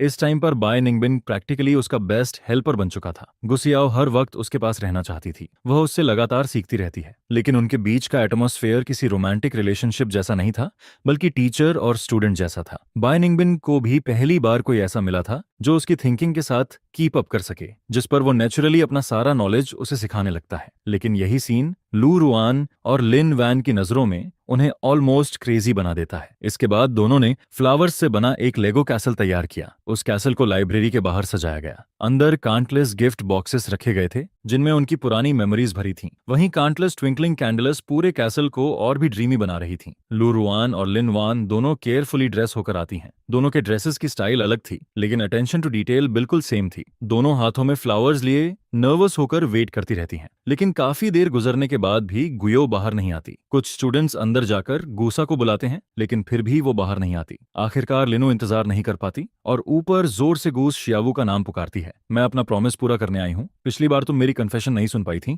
इस बार मैं इसे मिस नहीं होने दूंगी। यह सुनकर काफी स्टूडेंट्स बाहर निकल आते हैं और सब गियाओ को देखने लगते हैं। फिर वो जोर से कहती है, तुमने पहले कहा था कि तुम्हें हम दोनों में से किसी एक को चूज करना होगा। अब चूज करने का टाइम आ गया है। ऊपर खड़ी गुस्सियाओं ये सब बिना किसी इमोशन के देखती रहती है। फिर वो सीधे पुलिस को कॉल कर देती है, फायर हैजर्ड और डिस्टर्बिंग द पीस की शिकायत करते हुए, जिस पर बाय निंगबिन भी स्कूल एडमिनिस्ट्रेशन टीचर को बुला लेता है और साथ में वाटर ट्रक भी मंगवा देता है। इसके बाद गुस्सिया नीचे आती है और दोनों के सामने खड़ी होकर कहती है, क्लास रियूनियन वाली रात ट्रूथ और डेयर याद है। मैंने कहा था कि स्कूल के फर्स्ट डे पर मैं 2 चीजें फेंक दूंगी। वो 2 चीजें तुम दोनों हो, चाहे कितनी बार भी दोबारा मौका मिले मैं तुम दोनों में से किसी को भी चूज नहीं करूंगी। जैसे ही वो अपनी बात खत्म करती है, वाटर ट्रक वहां पहुंच जाता है। फिर अचानक पानी की तेज धारा कैंडलस पर गिरती है और सारी कैंडलस तुरंत बुझ जाती हैं, जिस पर लू रियुयान और लिन वान पूरी तरह भीग जाते हैं। उनकी केयरफुली प्रिपेयर्ड कन्फेशन पूरी तरह केओस में बदल जाती है। लू रियुयान के फोरहेड से लगातार पानी टपकता रहता है। उसका पैल फेस बहुत एम्बेरसिंग लग रहा था। फिर वो कांपती आवाज में कहती है, गुआओ, आई एम सॉरी। हमने पहले जो किया वो गलत था, लेकिन क्या तुम मुझे एक और चांस दे सकती हो? मैंने तुम्हें इतने सालों से प्यार किया है। देखो, ये सारी चीजें प्रूफ हैं कि मैं तुमसे कितना प्यार करती हूँ। इतना क्रूअल मत बनो प्लीज।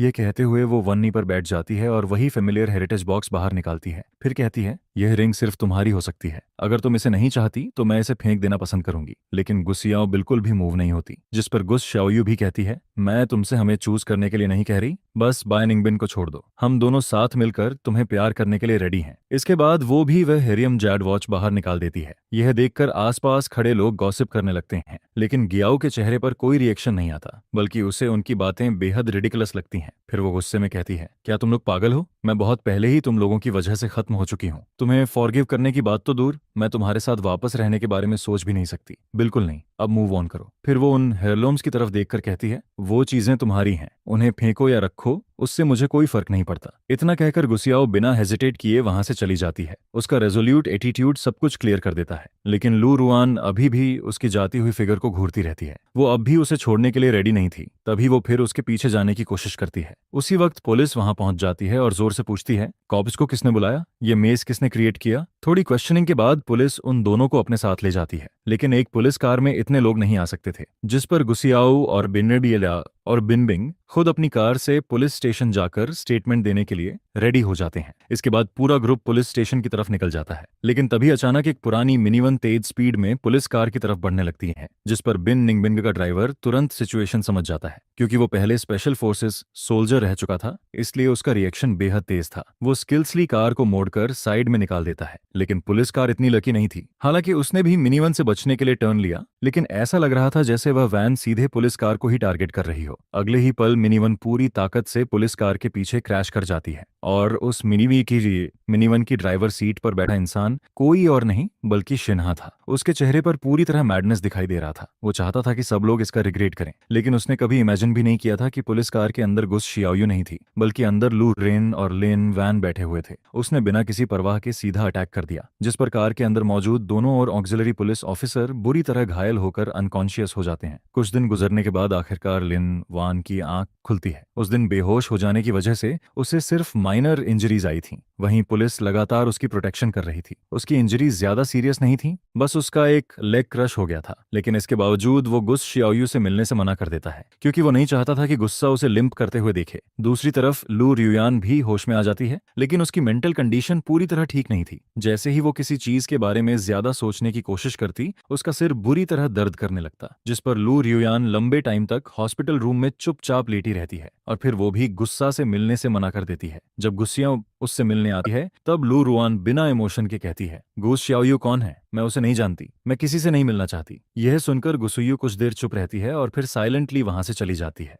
असल में गुआओ खुद को थोड़ा गिल्टी फील कर रही थी, क्योंकि शिन्हा ने उन पर अटैक सिर्फ उसे बचाने की कोशिश में किया था, जिस पर गुस्सियो उनके लिए कंपेंसेशन छोड़ देती है और फिर वहां से चली जाती है। जैसे ही उसे पता चलता है कि गुस्सियाओ चली गई, लू रुआन हॉस्पिटल रूम में साइलेंटली टीयर्स शेड करने लगती है। असल में वो सिर्फ प्रिटेंड कर रही थी, उसे एमनीजिया नहीं हुआ था, लेकिन उसकी हालत लगभग एमनीजिया जैसी ही बन चुकी थी। क्योंकि जो इंसान हमेशा स्मार्ट रहा हो, जब वही प्रॉपर्ली सोच ना सके, तो वह प्रैक्टिकली ऐसा फूल बन जाता है जो किसी चीज के बारे में सोचना ही छोड़ देता है, और उसके लिए यह किसी टॉर्चर से कम नहीं था। इसके बाद दोनों कॉलेज एंट्रेंस एग्जाम मिस कर देते हैं, जिस पर अगले साल वो दोबारा एग्जाम देते हैं। इस बार लिन वान को पेइंग यूनिवर्सिटी में एडमिशन मिल जाता है, लेकिन लू रुआन सिर्फ बीजिंग की दूसरी यूनिवर्सिटी में ही एडमिशन ले पाती है। हालांकि यह भी लू रुआन की डेस्परेट एफर्ट्स का रिजल्ट था। स्कूल ओपनिंग वाले दिन लिन वैन फिर से एक सरप्राइज प्रिपेयर करती है, लेकिन उस दिन काफी सारे स्टूडेंट्स प्लेग्राउंड की तरफ भागते हुए जा रहे होते हैं। सब एक्साइटेड होकर कह रहे होते हैं, वहां कुछ एक्साइटिंग हो रहा है, ऐसा लग रहा है जैसे किसी की शादी हो रही हो। यह सुनकर लिनवान रास्ते में एक स्टूडेंट को रोककर पूछती है, एक्सक्यूज मी, क्या तुम मुझे गुसिया को ढूंढने में हेल्प कर सकते हो? जिस पर वह स्टूडेंट सरप्राइज्ड होकर कहता है, तुम जरूर फ्रेशमैन हो, आज गांव यार सीनियर बिशु की शादी है, क्या तुम्हें पता नहीं था? फिर वो एक्साइटमेंट में आगे कहता है, senior Gu and senior Bi Yu दोनों सुपर अकॉम्प्लिश्ड हैं, उन्होंने बहुत सारे ग्रेड्स स्किप किए हैं। अब तो senior Bi Yu grade school में भी सेलेक्ट हो चुका है, शायद ग्रेजुएशन के बाद यहीं टीच भी करे। इसके बाद वो स्माइल करते हुए कहता है, दोनों हमेशा साथ रहते हैं, वो लिटरली परफेक्ट मैच हैं। पिछले साल इसी टाइम पर उसने प्रपोजल दिया था, पूरा सीन इतना रोमांटिक था कि हर कोई उन्हें एनवी कर रहा था, और अब वो इस साल शादी भी कर रहे हैं। फिर वो जल्दी से कहता है, अगर तुम अभी स्पोर्ट्स फील्ड जाओ तो शायद उनकी वेडिंग कैच कर लो। ये सुनते ही लिनवान वहीं प्रैक्टिकली फ्रीज हो जाती है, काफी देर तक वो हिलती तक नहीं। उसे खुद एहसास नहीं होता कि कब चलते चलते वो स्पोर्ट्स फील्ड के कॉर्नर तक पहुंच जाती है। तभी उसके बगल में लू रुआन भी आकर खड़ी हो जाती है।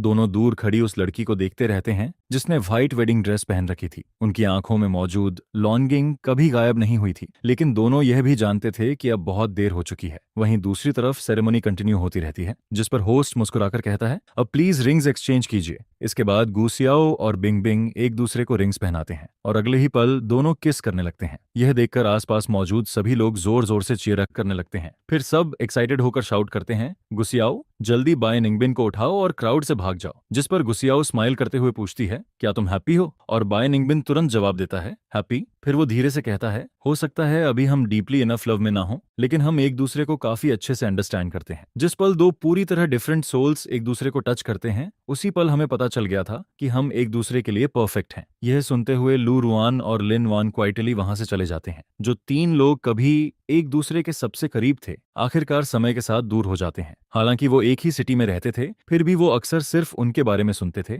लेकिन उनसे दोबारा कभी नहीं मिले। फिर एक दिन लू रुआन और लिन वान टीवी पर उनके बारे में न्यूज देखते हैं, जहां काउंटलेस लोग उनके लव को एनवी कर रहे थे, लेकिन उससे भी ज्यादा लोग उनके टैलेंट और ट्रस्ट की तारीफ कर रहे थे।